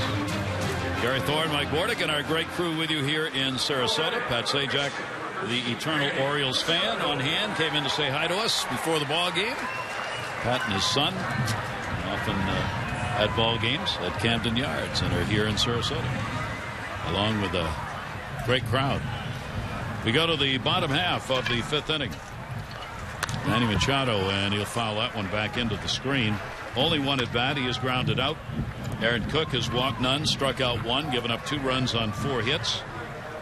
Cook being extended here. His longest outing, 4 innings against Toronto, which actually was his second start. Gets the pop up here to third base. Breeze blows it a little bit. Young over there to put it away. Ciate has come on to play in center field. Revere is out of the ball game. Betancourt, who's having a tremendous spring, comes on for Rollins at short. As Charlie Manuel starts to make some changes. Franson is at second base for Utley. Franson has been a tremendous utility player for the Phillies. Here is Steve Pearce, the DH for the Orioles, and a strike taken on the inside corner. We're scheduled today to see Felipe Almonte pitch. He's one of the players fighting for a spot in the bullpen for the Phillies. It's about the only thing left to be answered for the Phillies is maybe a bullpen role. 1-1 delivery on the way. Pierce on a check swing actually hit that. I think that's a fair ball. Nope. He's tagged out. But Tim Welke, the home plate umpire, says no. It hit him in the box. Here, take your mask, put it on, and let's go. A little conversation about it right here. Steve Pearce, a little check swing. And there was no immediate call. And I guess right there, the umpire said that it hit his back leg, but it's tough to tell from that angle. Pierce lined out his first time up. Catcher LaRue doing what you do, put the tag on, worry about the call later. That'll be fouled off. Big help from a fan hollering out, that was foul.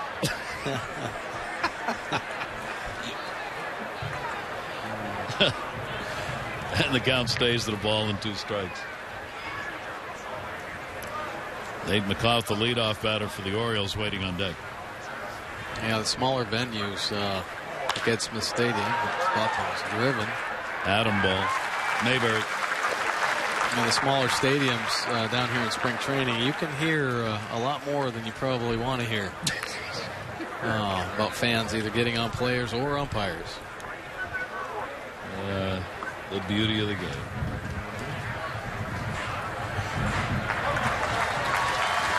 And that'll be it for Cook. Who tips the glove to the home plate umpire, Tim Welke. A move which I've never understood by umpires, so I would think would say, don't do that.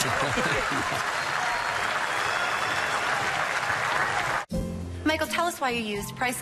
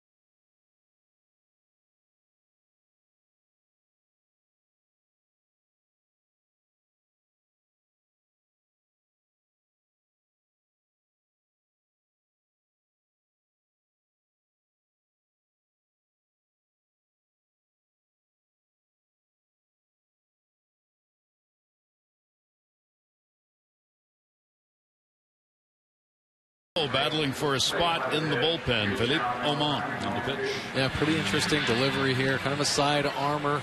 He's in 18 games last year with that 3.68 earned run average. He rushes the ball up there pretty good. I think he's going to be probably used out of the bullpen. Maybe righty matchup guy.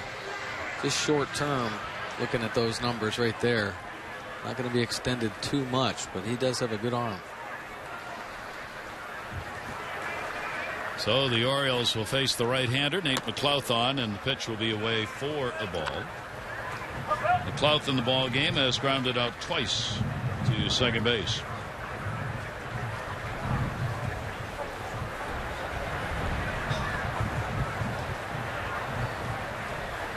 And McLouth will take that.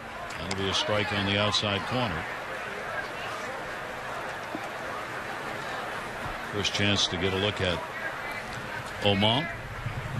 Papelbon, of course, will be the closer for this Phillies team. They've got Mike Adams, Antonio Bastardo, who's due to pitch in this game as well. Chad Durbin. Look like all of them will be in the bullpen. And then only a couple of spots that were open at the start of spring training for the Phillies. 1-2 delivery, and that's up high. 2-ball, 2-strike count. Omont with 2 down, nobody on. Phillies up by a score of 10-2. Trying to even their spring training mark at 500.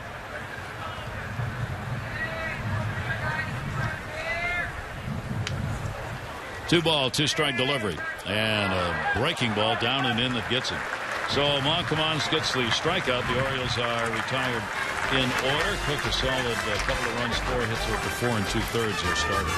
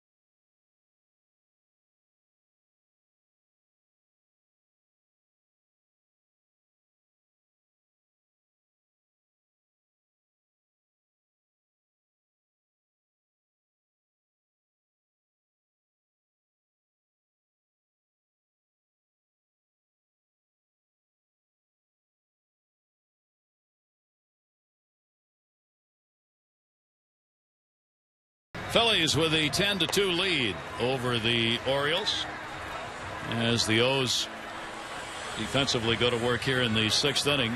12 hits in the ball game for the Phillies, including 4 home runs. But Showalter, as with all the managers now in this time frame, looking to get their starters in for a good portion of the ball game. And as Mike was talking about earlier, make sure the at-bats are where they need to be for the players to be comfortable going into the opening series against Tampa Bay. Well, I think this part of spring, now you have to extend yourself, play multiple games in a row, 3 or 4 games at that, and then see how your body responds, how it recovers. That's really the test of spring training and what all the managers try to do. We talked about how Buck Showalter has managed this spring with his regular players, and now is the time where you're going to see guys playing multiple days in a row. Ryan Howard is up, and he will take the pitch for a strike. Adam Russell on the mound. Russell was added, one of the extra players on the roster today for this spring training game. Came on and got the double play ground ball to get out of the 5th inning.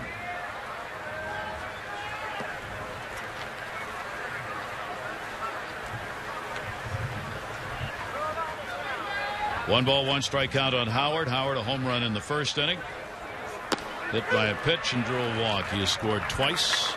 Holds the bat out for an extended look. Count is still 1-2.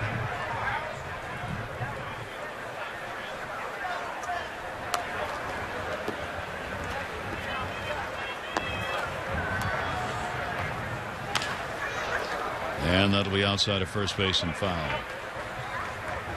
7 runs charged to Chen, the starter for the Orioles, on 8 hits over 3 1/3. 2 walks, 2 strikeouts. Jim Johnson, 3 runs, 3 hits an inning, 1 walk, and 3 strikeouts. 1 ball, 2 strike count on Howard. Phillies last year finished .500. Looking to improve on that. He goes down swinging. First strikeout of the ball game for Adam Russell. A really nice pitch here from Adam Russell. You see this movement on his fastball, 2-seamer, kind of 3/4 arm action. Check this out. Looks like it wants to show itself on that outer third and disappears off the plate. Ryan Howard swinging through it.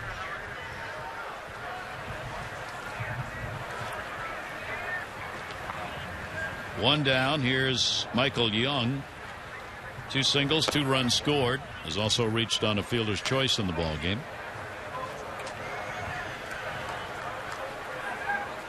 Orioles will finish up on the 30th spring training games. The Mets are going to be here for the final game. The Orioles will have a workout day April 1 at Tropicana Field.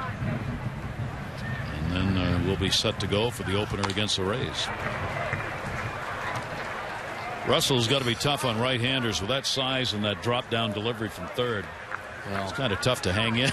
Boy, that's why they brought him into camp. They wanted to see if he had the command of his fastball and able to locate his pitches well. A little bit inconsistent through the spring training, but you see what kind of life and action he has on that ball, moving all over the place. And you're right, when he drops down to the side at that 6'9" frame, whew, gets you a little tentative in the batter's box.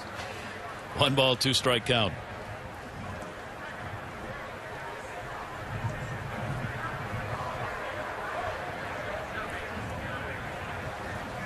Way over on that third base side of the rubber as well. And he's just wild enough. Yeah. Effectively wild. Exactly. You don't want to dig in very much. 2 ball, 2 strike count.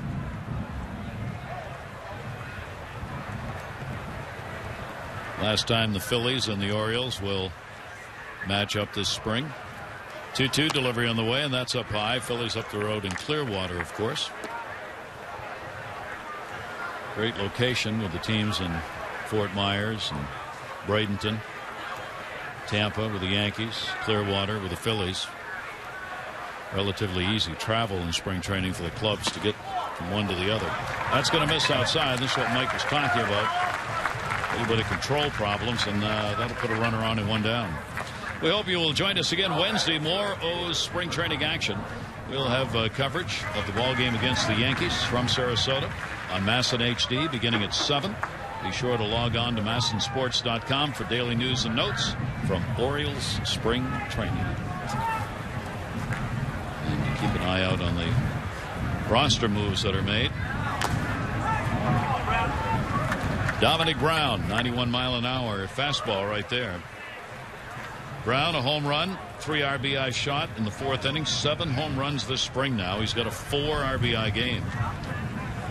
Utley, who was out of there, also a 4 RBI ball game with a couple of home runs. 0-2. That outside corner seems to be opening up a little bit. Matt Waiters ought to just set his glove out there and see how far he can take it. Looks like he is. And couldn't chance it, so Brown went after it, chopped it off, and that may have caught a piece of Wieters. Matt standing up and taking the glove off, that glove hand.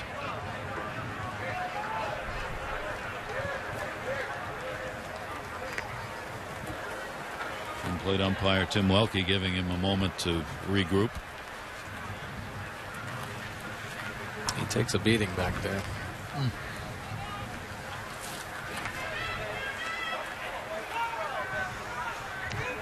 0-2 with a runner on at first base.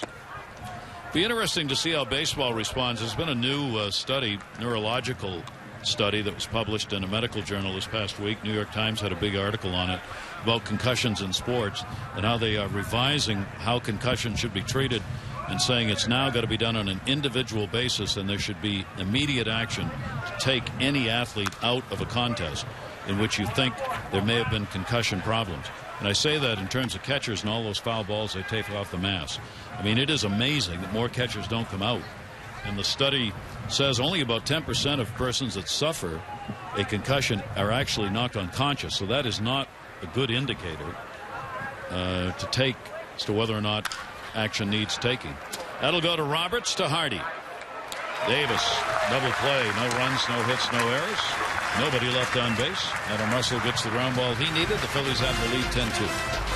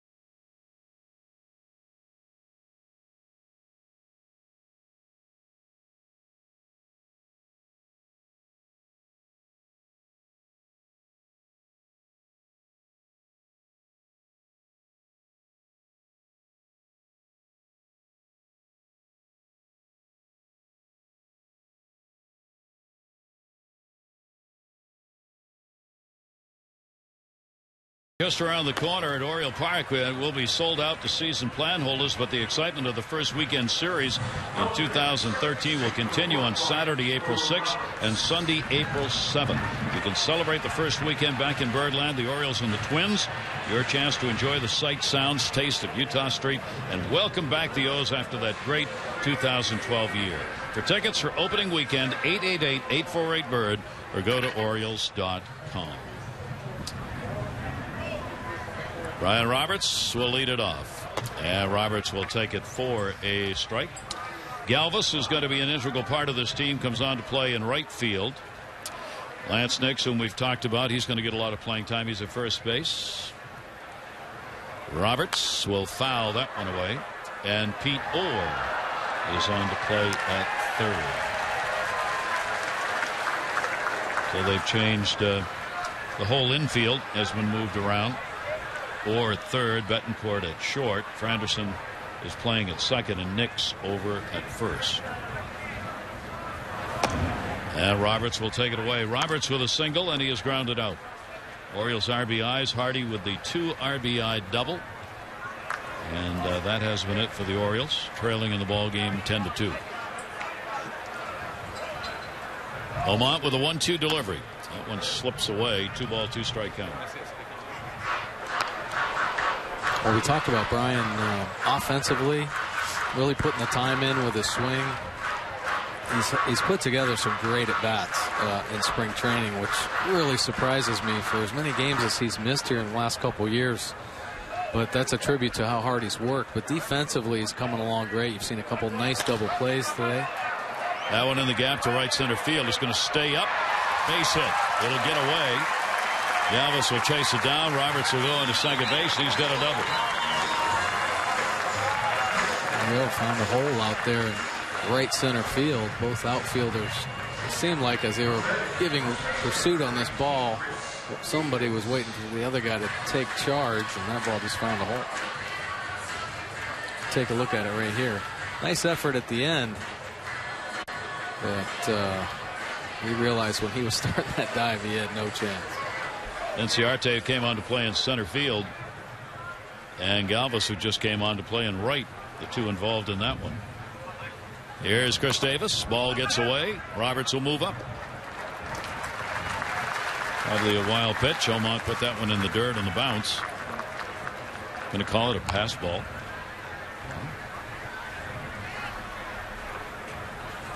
Scorer must have been a pitcher. Steven Rude probably feels like he should have made that or caught that ball. Davis will foul it away. Chris reached on a fielder's choice. He scored in the 4th inning, 0 for 2. Davis hitting just under 300 coming in. A couple of home runs, 3 RBIs.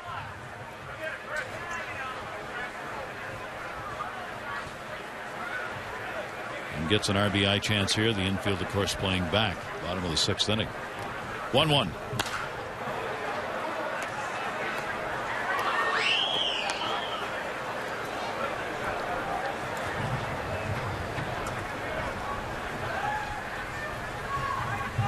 Montlock looks like he'd be a tough guy to catch, much like Russell, that 3/4 arm slot. Both of them getting the ball up in the mid-90s with their fastball. Pretty good life on their pitches. 1-2 delivery came in. Levis has got it, tagging up. Here's the throw, and a runner going back. A one-hopper from Galvis in right field. Roberts had tagged up, started in, came a quarter or third of the way down, and then went back. Good read by Brian Roberts, actually. No sense in even risking this, trying to get this run here with a 10-2 deficit. But throw, pretty good throw. A little bit up the line, locks Brian up. Well, the Orioles runner at third, 1 away. And Adam Jones coming up. He has struck out and flied out.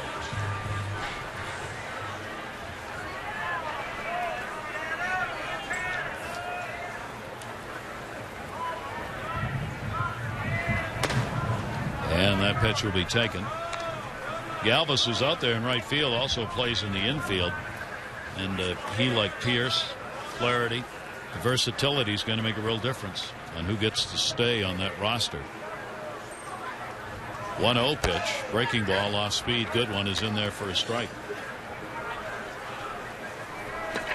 Adam Jones trying to pick up the RBI with 2 down.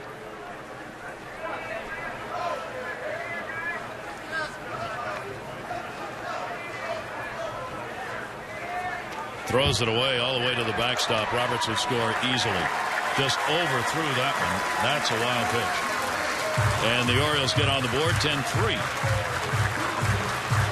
He just forgot to let go of that one. Take a look. We talk about the life that he has on his fastball and slider, and he just yanks this one across his body. Rude, not even a chance of getting leather on it. Count goes to 2-1 now, and Jones up the middle, playing him that way.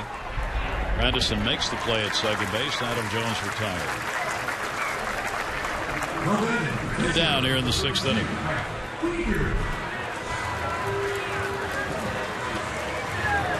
That will bring Matt Wieters to the plate. He has single scored and popped out.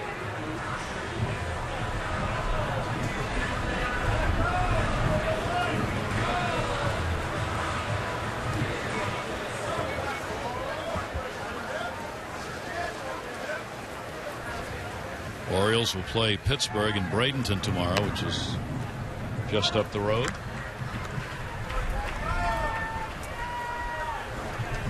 Boston and Minnesota the first of the week, and then the Yankee game that we'll have on Wednesday night here on Masson.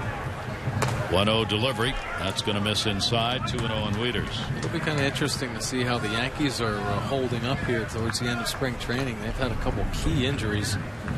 Derek Jeter, of course, is the latest with his ankle kind of acting up, but Teixeira out for a while. Henderson, A-Rod. They're saying Jeter may not be available for opening day now. Right. 3-0 count, 2 down. Wieters takes it. I really think the American League East is wide open. I don't see there's no overwhelming team to me. The Orioles as much as anybody.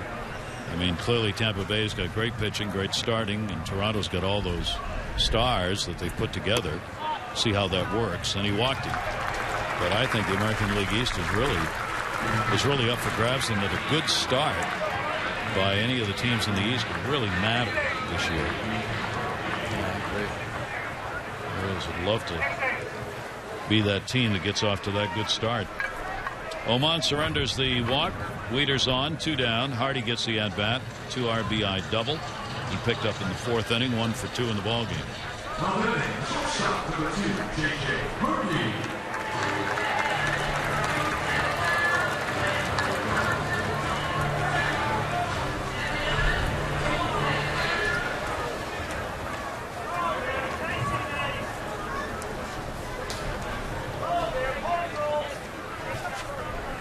Oman gets it in. Little breaking ball that caught the inside corner. And Hardy 0-1. Orioles 5 hits in the ball game, out hit by the Phillies 12-5 so far. Extra base hits Brian Roberts, who's come across to score with a double, and Hardy with his RBI double. And Reimold had a double in the 3rd inning. Well, it's nice to see J.J. Hardy's bat starting to come alive here at the end of spring. He had some frustration first few weeks of spring training. He worked 26 or so at bats with just 1 hit.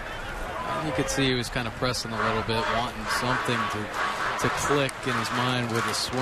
And here this week, hit a home run the other day and a nice line drive double down the left field line today. So J.J. Hardy's confidence coming back and just the timing of his swing. He spent countless hours with Jim Presley, obviously trying to work out some of the kinks that happen in spring training. 4 for 34 at the plate now. 2 of those hits have been home runs for Hardy. Oman misses down low and a 1-ball 2-strike count.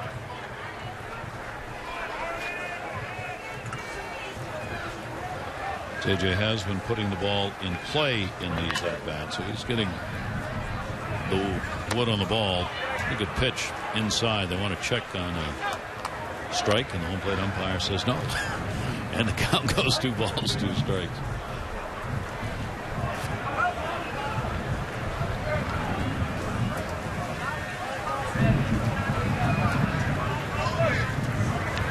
Wieters not being held at first base. 2-2 delivery.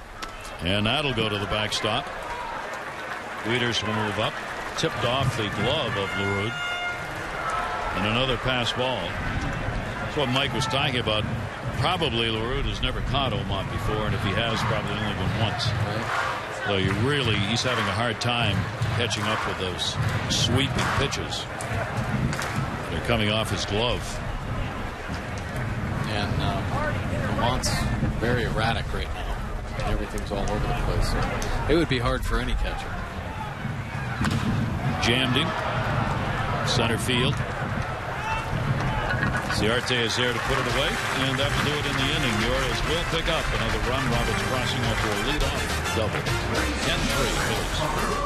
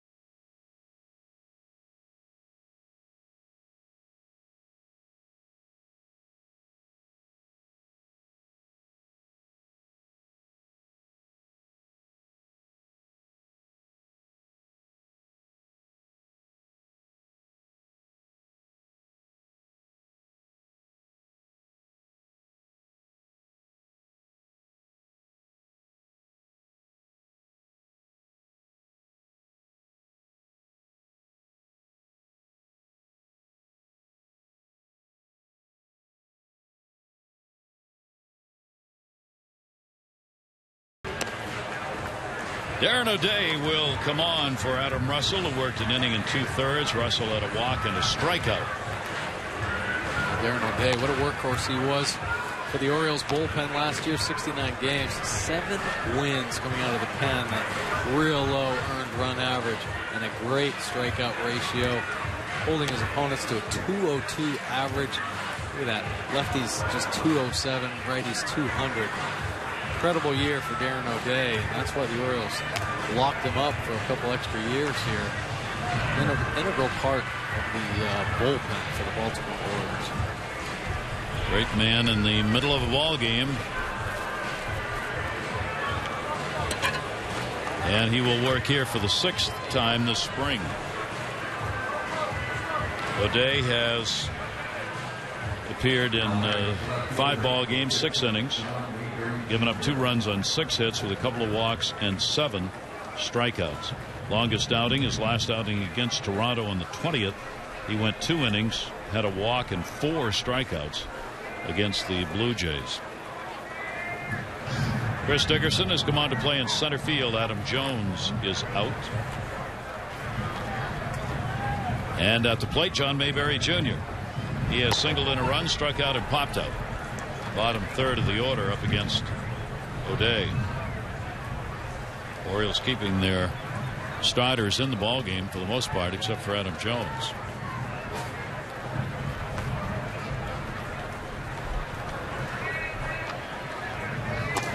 Mayberry will take the pitch down low, and a 1-ball, 1-strike count.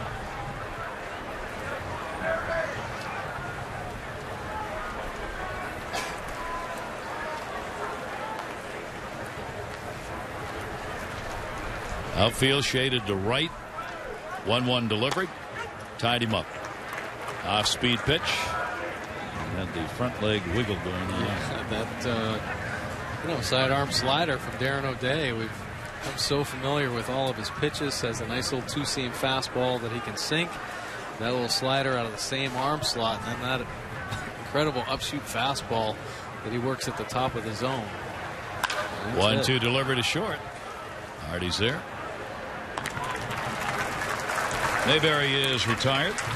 Oriole Park is the perfect setting for your next group outing. Gather up family, friends, co-workers, colleagues, and have a great fun-filled day or night. With discounted ticket prices for groups as small as 12 fans, party facilities to fit up to 1,000. Oriole Park at Camden Yards can make your group outing an experience you'll never forget. For details, 888-848-BIRD. Go to Orioles.com/groups.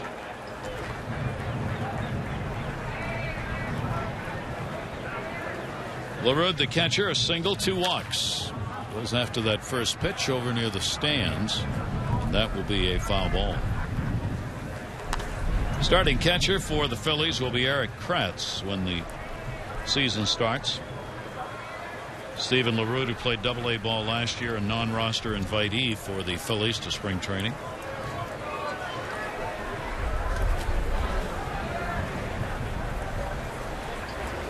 O'Day's delivery to him. Soft toss will miss outside, and a 1-ball, 1-strike count. Every team needs catchers. They bring as many catchers as they can into a big league camp. Obviously, a lot of arms have to throw, but just to see who potentially could possibly help during the regular season if one of the backup catchers goes down, or even your starting catcher. And Steve LaRue has had some experience, not as much at the big league level, but played a long time in the minor leagues. He was actually in the Orioles organization a few years ago. 2-1 delivery to him. You're almost guaranteed you will need help at the catcher spot during the year for at least a short period of time, because there aren't many catchers who can make their way through the entire year, and generally 1 or 2 are going to have some kind of an injury that'll set them down and require a call-up. 3-ball, 1-strike count. Came inside. Good strong pitch right there. 3-2. Yeah, really nice pitch underneath the hands of LaRue. Take a look right here. The slider right underneath the hands. Swing and miss. Real gutsy pitch right there. And a great hitter's count. – 3-2 delivery. And down to first and foul.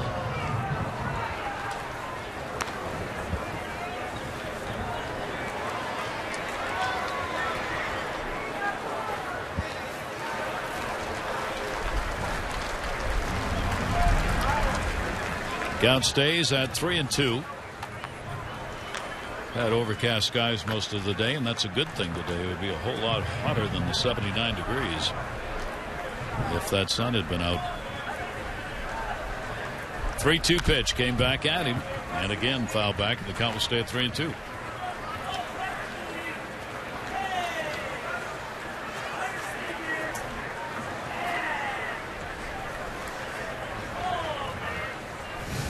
That's cute. Solid mode of transportation. Has survived many millennium. 3-2 delivery coming again. And got him. Caught the outside corner. 2 down. And so many hitters give up on the backdoor slider from Darren O'Day. Here's going to be a great look at it. 3-2 pitch. Gives up on it. Probably a little low, maybe outside as well, but Matt Wieters, nice job of receiving this ball, gets the call. And here is Kratz coming up as the pinch hitter in the number 9 spot. Almont, the pitcher, out of there, and the Phillies catcher. We got an at bat here. And Kratz, a breaking ball. That fooled him as he started to bail out on it. And an 0-1 count. 50 games with the Phillies last year, hit .248. 9 home runs, 26 RBIs. Back and forth between the Phillies and AAA ball. And the pitch away, 1 ball, 1 strike.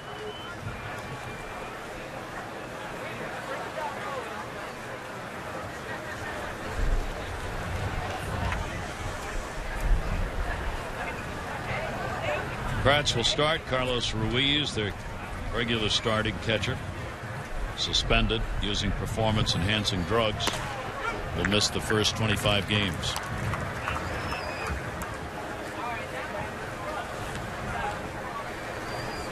So Charlie Manuel will go to his backup catcher to begin.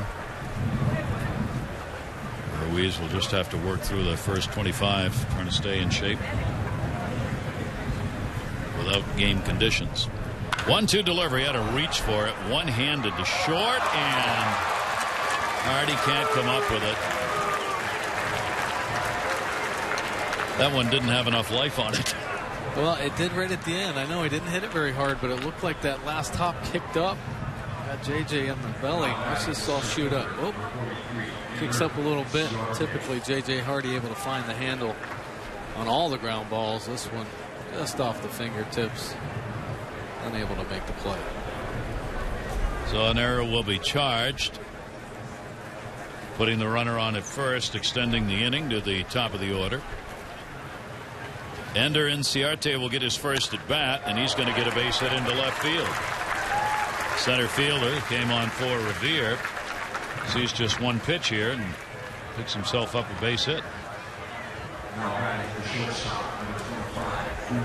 Runners on at first and second with 2 down.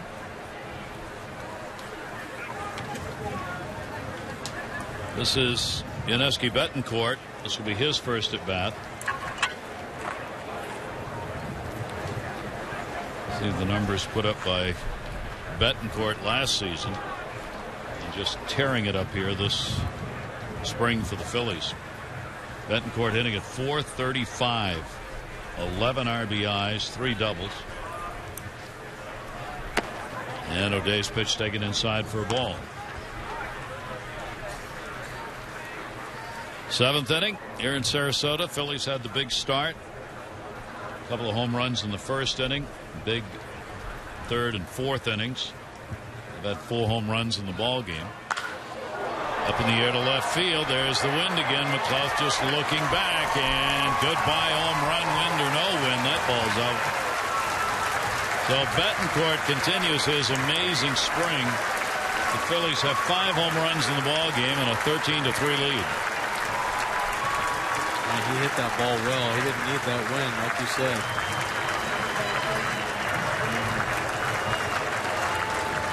O'Day a little frustrated with that pitch, a little up in the zone. Betancourt, it is his first home run of the spring with everything else that he's done. And the Phillies have brought their power bats here in this ball game. So the error that allowed Kratz to reach with 2 down is used by the Phillies to generate at least 3 runs in the inning. Well, it's unbelievable at the big league level, and it shows up obviously in the minor league level as well. But if you give teams extra opportunities, they typically take advantage of it. Kevin Franson getting his first at bat of the ball game, playing at second base, and he will foul that one off.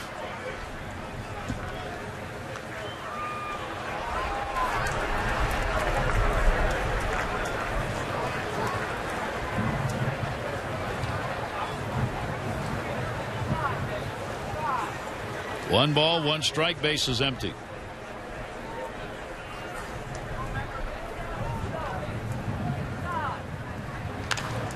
The other way. And hauled in. Reimold not deep, and that worked to his advantage on that one. 3 runs in, couple of hits and error, nobody left on. 7th inning stretch time.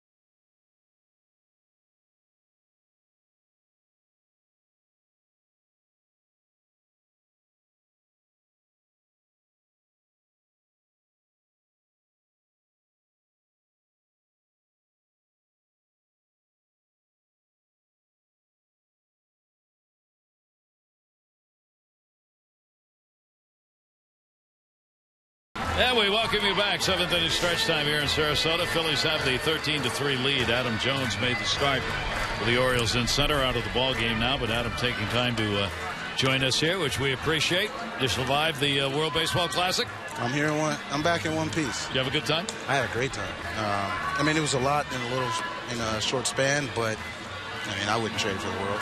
I was talking with Buck today. He said it's kind of like for Adam, you come into spring, you kind of start up, then you rev it way up, then you come down a little bit, then you got to get it going again. Any problem doing that for you? Well, a little bit, but not bad. I'm glad that he gave me a couple days off.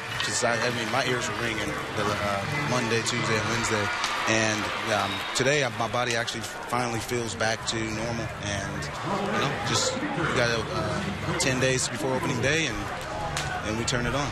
Yeah, definitely looked like you had a little bit more bounce in your step. How about the wind down here? I know you'd been away at the World Baseball Classic, but it has just been, might be the windiest spring I've seen. The wind howls out here in Sarasota. There's nothing to stop it. We're out on the Gulf, and I mean the Phillies today, they're smart to hit the ball left field.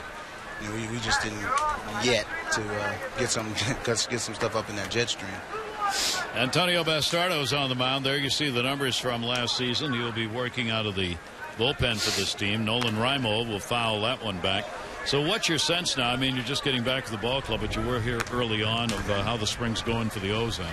Well, although I was away, I paid attention to what's going on, and the guys have been playing great baseball. They've been playing 27 outs is what Showalter preaches, and we know it's spring, but you still have to play the fundamentals no matter what. And we've been doing that so far all spring. It showed in how we played. How are you looking at the American League East this year, Adam? You think it's a wide open division? I mean, everybody's going for Toronto, for Whippy. Go for them. I mean, you're going on paper they look really good. You can't deny that, but still got to play 162. And this year is probably the first year that it's a toss-up. Every team in the division is pretty good, and hopefully it just comes out to September and we're in it. I don't really care about anybody else. Nolan Reimold with a 2-ball, 2-strike count on him. Bastardo's delivery is going to miss inside. Yeah, Adam, you have to believe that last year's success, there has to be a carryover and a confidence with this Orioles team. And from everything I've heard, is they're kind of treating the Orioles as an underdog. Good. Yeah. Good. Man, we got a lot of guys here that just want to win.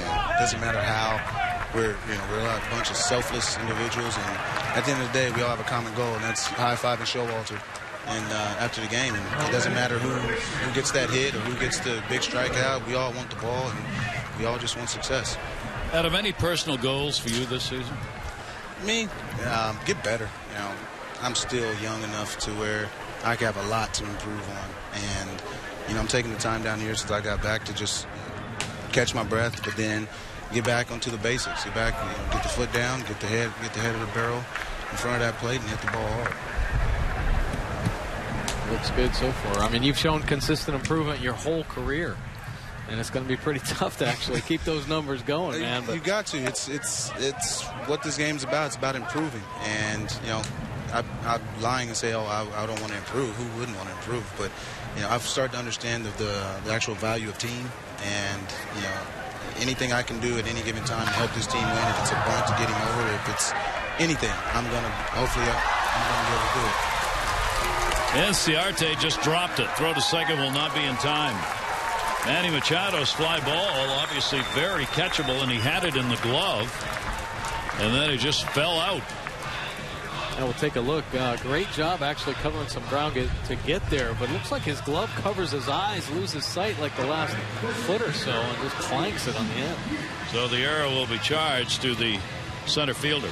So, Adam, you want to talk about any restaurants and eating in Sarasota, how much you enjoy that? Oh, man. People have been hitting me up on Twitter to ask me where the best restaurants are, and I'll tell them Yoder's. Ooh. Yeah. Some Amish food there. Go get some Amish food, get some delicatessens. It'll speed up diabetes. I tell you that. It'll speed that process right on up. But it's good food, and definitely go get like a chocolate pie. I was going to ask you, if you eat at Yoder's, you must have a favorite pie. I like the chocolate pie. I actually might go get a whole pie right now and eat it all. Not share with nobody. Trouble is, you can do that. Right. It's catching up to me. Is it? I need to stop eating all that stuff. It's not catching up to me, but it's not the right time to eat that right now. I'll wait till the first month and a half, 2 months of the off season, holidays, tonight. Well, as the shirt says, ladies and gentlemen, to be continued. Exactly.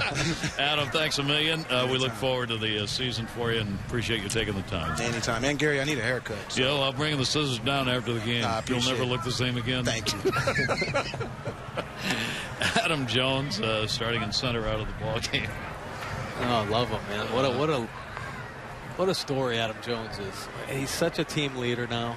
They follow suit. We talked earlier about how Chris Davis gets down the line. Yep. Well, Adam Jones has shown the way. He never, ever gets cheated running the bases, gives it full effort, and they follow him. They follow his example. And he's not afraid to speak up. I mean, for a ball player, obviously he's at a point in his career where on this team he can do that as a leader, and he does. I mean, if he's got something to say, you're probably going to hear it. That's right. There's not much held back. Well, what's been impressive is he knows what it takes now. Yeah. He's an experienced veteran.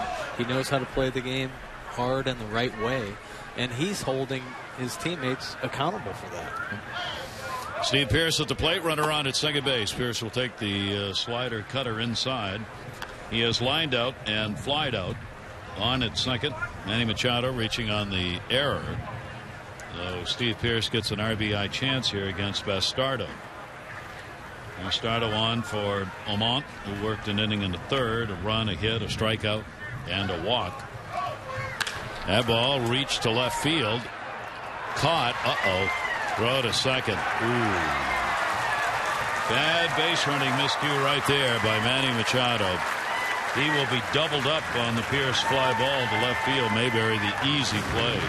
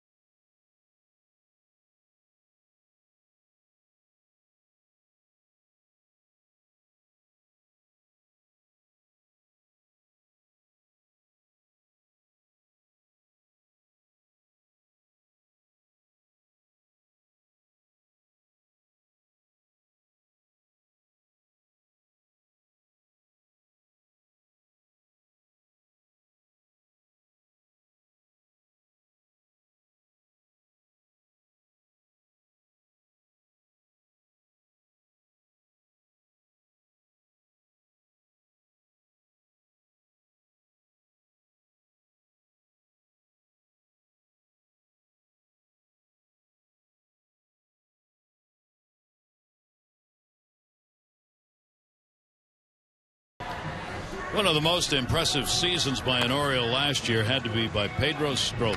Came on to be the setup man, and was he good? Oh, my goodness. What a 1-2 punch with Pedro Strop coming in before Big Jim Johnson. You see that average 217.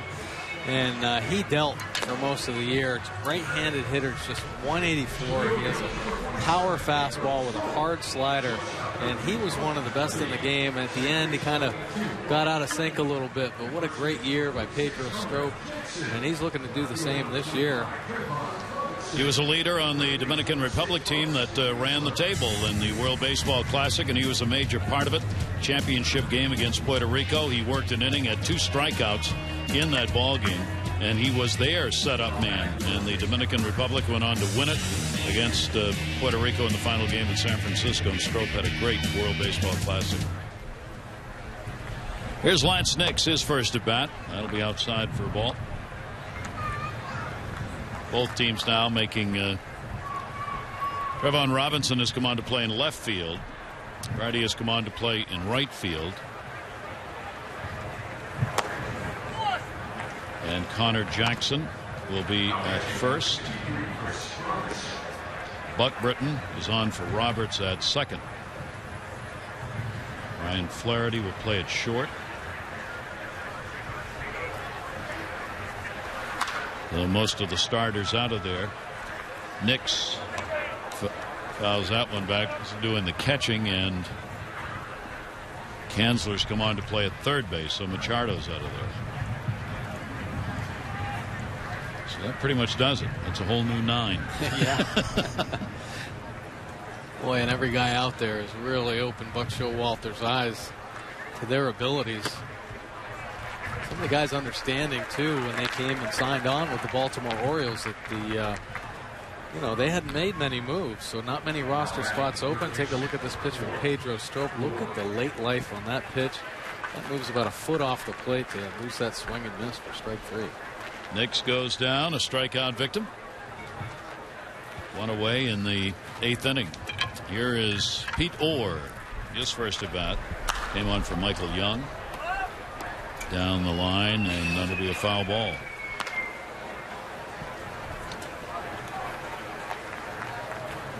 Orr with the numbers from last season.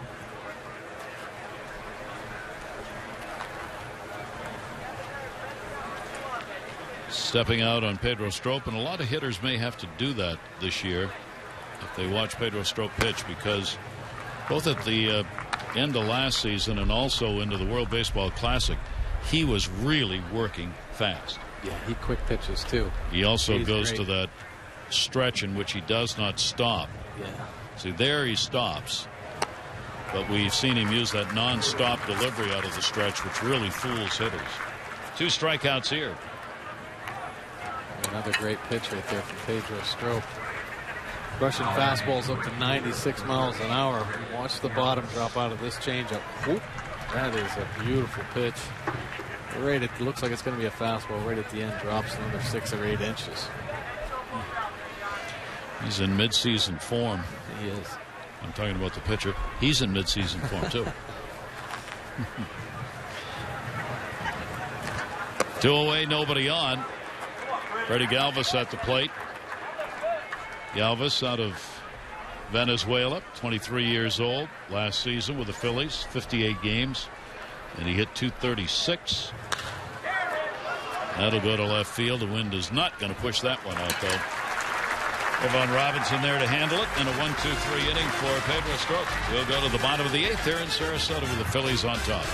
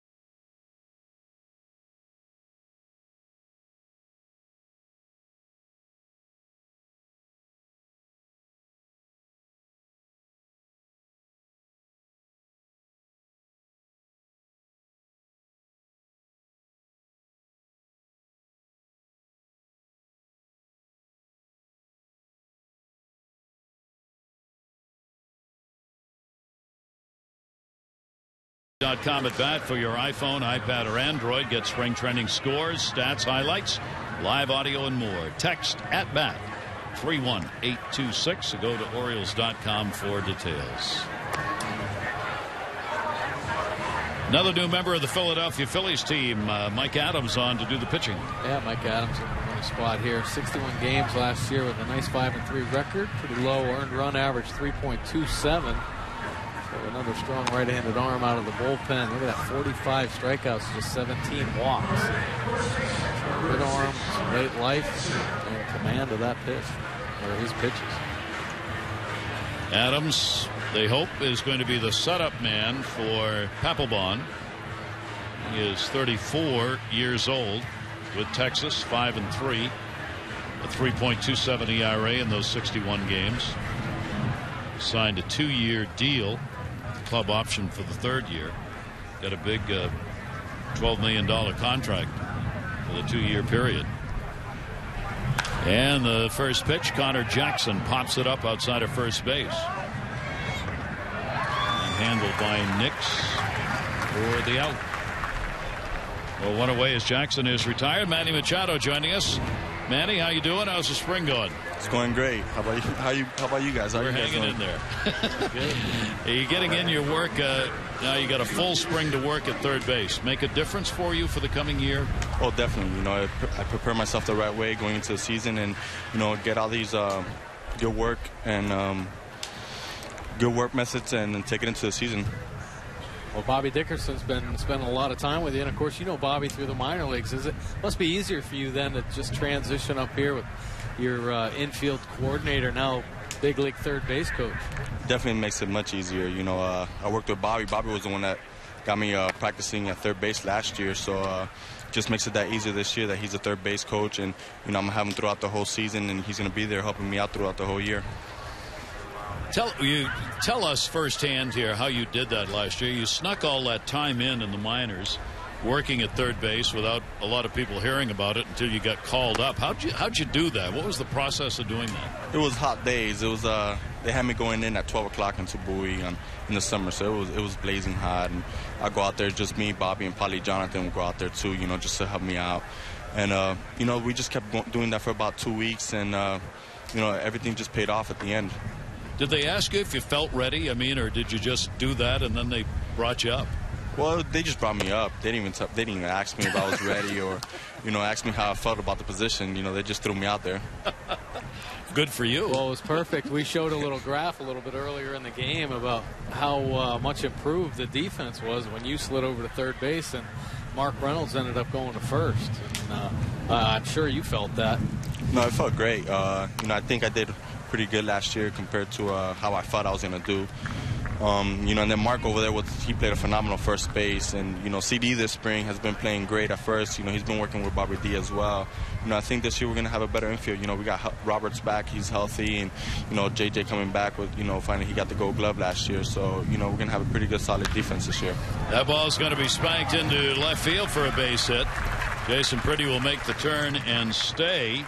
He's got a single, one away here in the 8th inning. Manny, at third base, what have you worked on? Is there anything in particular to the spring that you've wanted to work on to get better at defensively? You know, more repetitions. You know, I got to get the more reps as I can, you know, this spring, so that in the season, you know, I'm ready for anything, you know, anything they throw at me. So, you know, the more repetitions is my main goal this year. Yeah, you're so young. I mean, I think that's the goal of every player, and that's why you guys take so many ground balls. And, you know, they always talk about hitters, they don't really get into their prime until they get a couple thousand at bats, you know, under their belt. And I think it's the same way with fielders. That's going to be a double, and the throw to the plate will not be in time. Ryan Flaherty in his first at bat of the ball game, trying to earn a spot on this team, delivers a two-bagger, and Pretty comes around to score here in the 8th. Oh, here's a look at it. Ryan Flaherty has done nothing but good things with the bat this spring. Pretty coming around hard. Right job. Bobby Dickerson taking a look. Yep, sure. Send him on his way. Scores easily. Ryan Flaherty cruises on into second base with a double. So the Orioles get a run in here on back-to-back hits. Manny, final question for you before we let you go here. Are you ready? Have you had the at-bats and the work that you want here in spring training? I think so. I think it's been a great spring for me. We still got a week left going into this before the season starts. So, this week I'm going to go hard, and do as much as I can and prepare myself for that first day. All right, well, Manny, we appreciate it. And we really look forward to watching you with a full season in that Oriole infield. Thanks a million. Appreciate it. Thank you, guys. Have a good day. You got it. Manny Machado joining us here after making the start at third for the Orioles today. Here is Chris Dickerson. Dickerson with a runner on at second base as Ryan Flaherty picks up the two-bagger down the line at first. The Orioles make it a 13-4 game. And a check swing and a pitch that's going to miss. Flaherty out there at second, 10 RBIs, 3 home runs, 4 doubles. Can't do much more in spring. Oh, and a couple walk-off home runs at that, excuse me.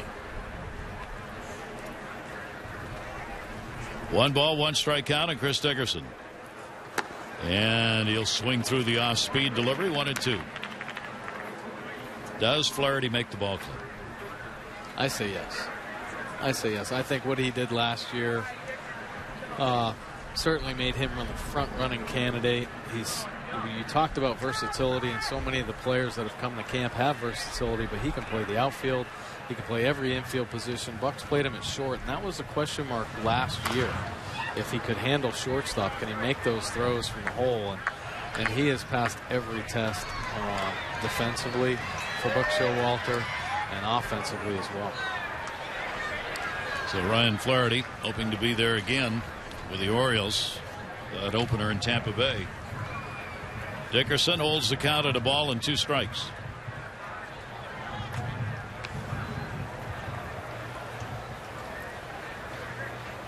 Adams with a 1-2 delivery. That'll be put up in the air to left field off the end of the bat. Easy out Mayberry there, and there are 2 down. 2 away in the 8th.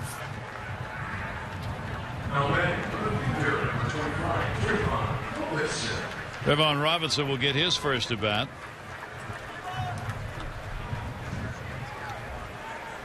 He really came into camp with fire in his eyes and kept repeating, I just want the Orioles to give me a real good look. Well, he's had some good looks, and he's done a nice job this spring. Obviously, the attractive part is the switch hitter. He has good power from both sides. He's played some nice defense as well. Couple of home runs, 6 RBIs, hitting over 300. He'll ground the ball to second base. Fenderson will make the play. 1 run, 2 hits, no errors, and 1 left on. Oh, bring a little bit of the Baltimore taste to it.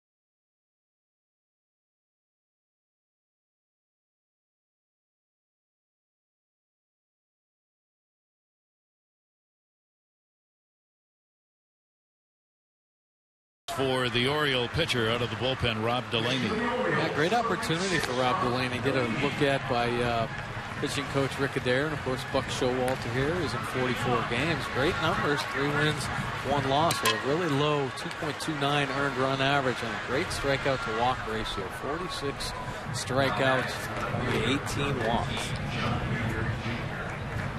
Comes on, Pedro Strop retired the 3 batters that he faced, including a couple of strikeouts. And now Delaney will work to John Mayberry Jr., who's gone the distance.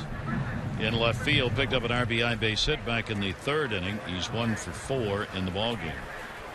5 home runs hit in the ballgame by the Phillies today, with Utley getting a couple before he left. Howard, a home run. Utley, by the way, had 4 RBIs in the game. Betancourt, 3 RBI homer in his only at bat. Popped up towards foul territory, shortstop angle, and handled. Flaherty coming over to make the play. That's a really nice play. I mean, it looks easy, but Ryan Flaherty had to go a long way to get that ball, and that wind is pushing it towards the stands. Good job getting himself into a position early to make that play.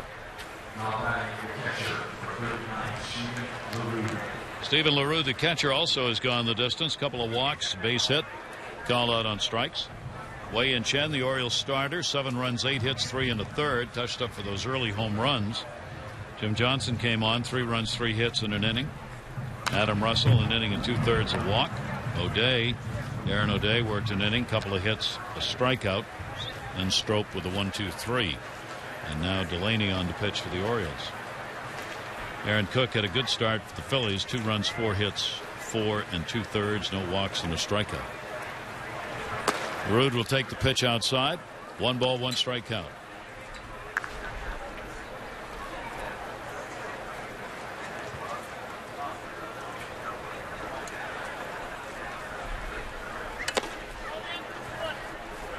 Misses, and it goes to 2-1.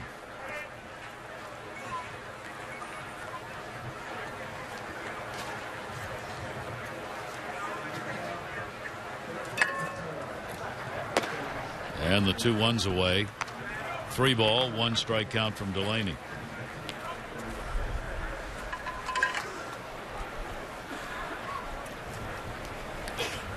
"14 hits for the Phillies, 7 for the Orioles." And he knocks it down and will make the play.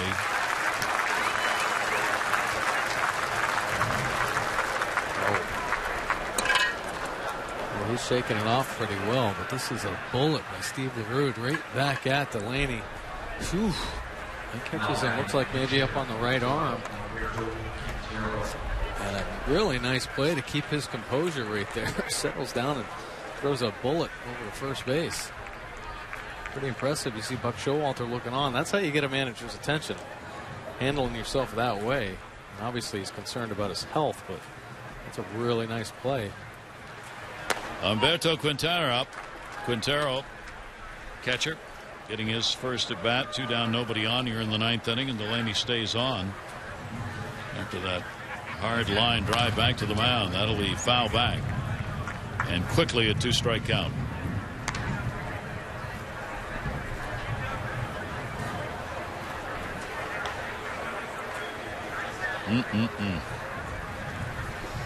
Scary shots. Yeah, it was. And a breaking ball, and he got him. Good job. Retires the side in order here in the 9th inning. The Orioles get a shot, bottom of the 9th coming up.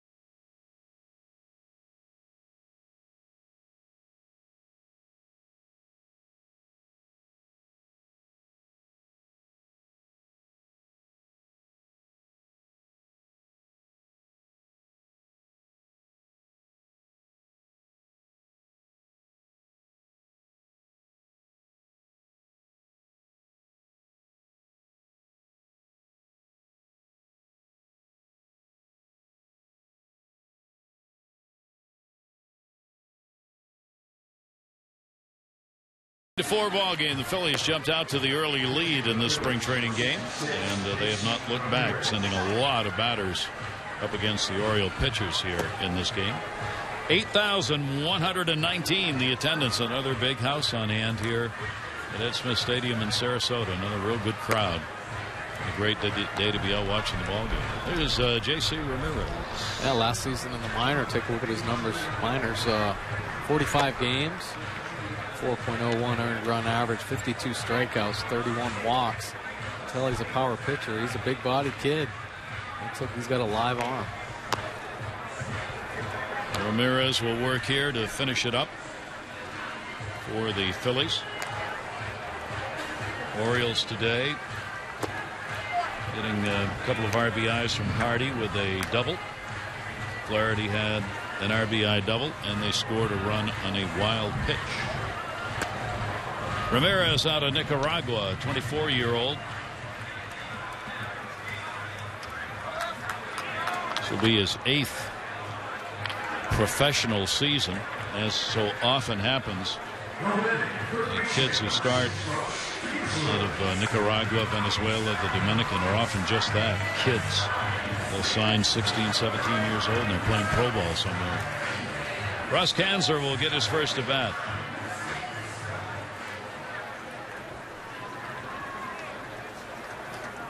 Kanzler in to play at third base for Machado. They'll go after the first pitch and foul it back.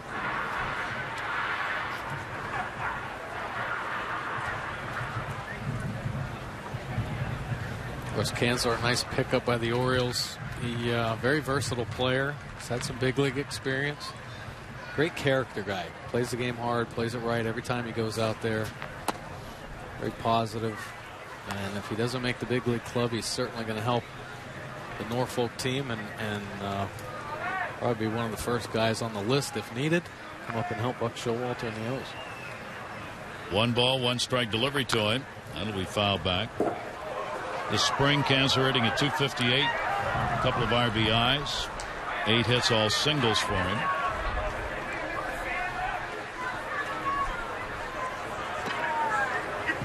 Part of the added Oriole depth that Buck Showalter has talked a lot about this spring, and he'll continue to talk about it into the season and use it.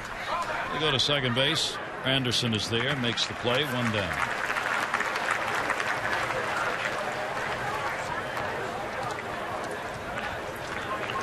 And the Phillies on the verge of evening up their spring training record. Buck Britton is going to come on to hit. First at bat for him.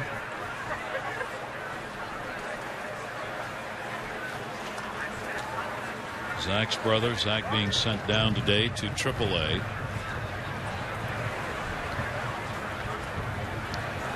And Romero's pitch will be grounded to second base. Granderson again's got it. 2 down.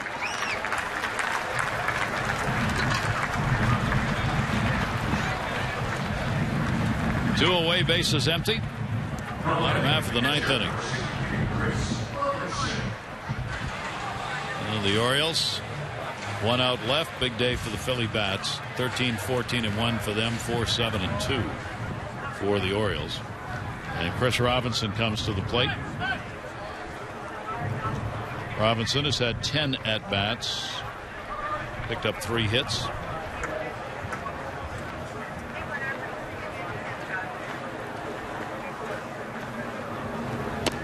Fastball by Ramirez will miss, and a 1-0 count.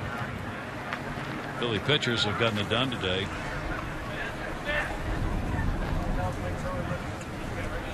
They've used 5 after the good start, and a base hit up the middle. So Robinson is out with a 2-out single here in the 9th inning. And Ishikawa will be coming to the plate. Our first look at him at the plate today.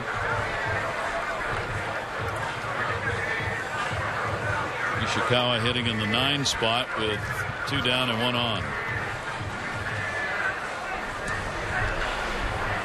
Another good pickup here by the Orioles. Left-handed first baseman. I'll be down in AAA, but great glove guy, and he's been swinging the bat pretty well. That's up the middle, and that's going to be a base hit. Anderson could not get it. Ishikawa delivers a single. And the Orioles here in the bottom of the 9th inning will turn the order over. 2 on, 2 down. Connor Jackson's in the leadoff spot. His dad's an actor. Did you know that? I did know that. Wasn't on the show Jag? I stole that from him. Mike said, "Did you know his dad's an actor?" I said, "No." And the pitch is in there for a strike. His dad appears in Jag. Our bio says he made a cameo appearance on General Hospital. Here's the 0-1 delivery, Connor Jackson, and the pitch misses down low. Connor Jackson, 30-year-old. A lot of major league experience, 271. Lifetime batting average at the majors. 1-1 delivery. Hit hard and a base hit. And Sarate is up with it. That'll hold the runner at third base as he gets it back in. So after 2 down, 3 singles have loaded the bases with 2 away. Here in the bottom of the 9th inning. Well, it's been fun to watch here this spring. These guys that come in late in the ball game when the regulars go out, guys that are fighting for spots, their intensity level is really high, and they never give up. I'm telling you, they put together great at bats.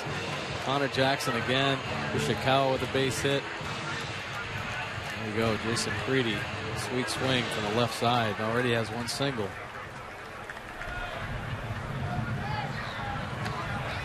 Well, Pretty with the bases loaded. And the pitch down low for a ball. With Philadelphia, he played 9 games last year. Spent most of the time at AAA, where he hit .298 at AAA ball.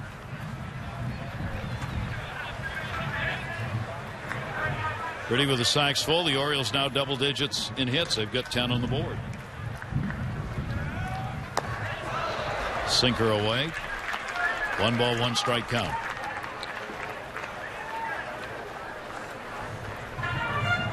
Pretty now 29 years old. He's appeared in 121 major league games going back to 2002 when he broke into professional baseball. 1-1 delivery. Fly ball right center field. And chased down. And Sarate puts it away, and that will be it here in the ball game as the Phillies come away with a 13-4 win, using the home run ball early in the game, getting that big lead. 13-14-1 for the Phillies, 4-10-2 for the Orioles. Hope you'll join us again Wednesday. More O's action from beautiful Sarasota. The O's will welcome the Yankees to town. Our coverage will begin at 7 on Masson HD. For Mike Bordick and all of our crew, I'm Gary Thor, and we thank you for joining us here on this Saturday. Final score in this one, Phillies come away with the victory by a score of 13-4. This telecast has been a Masson presentation. For Mike and all of our crew, we'll see you on Wednesday night. Adieu.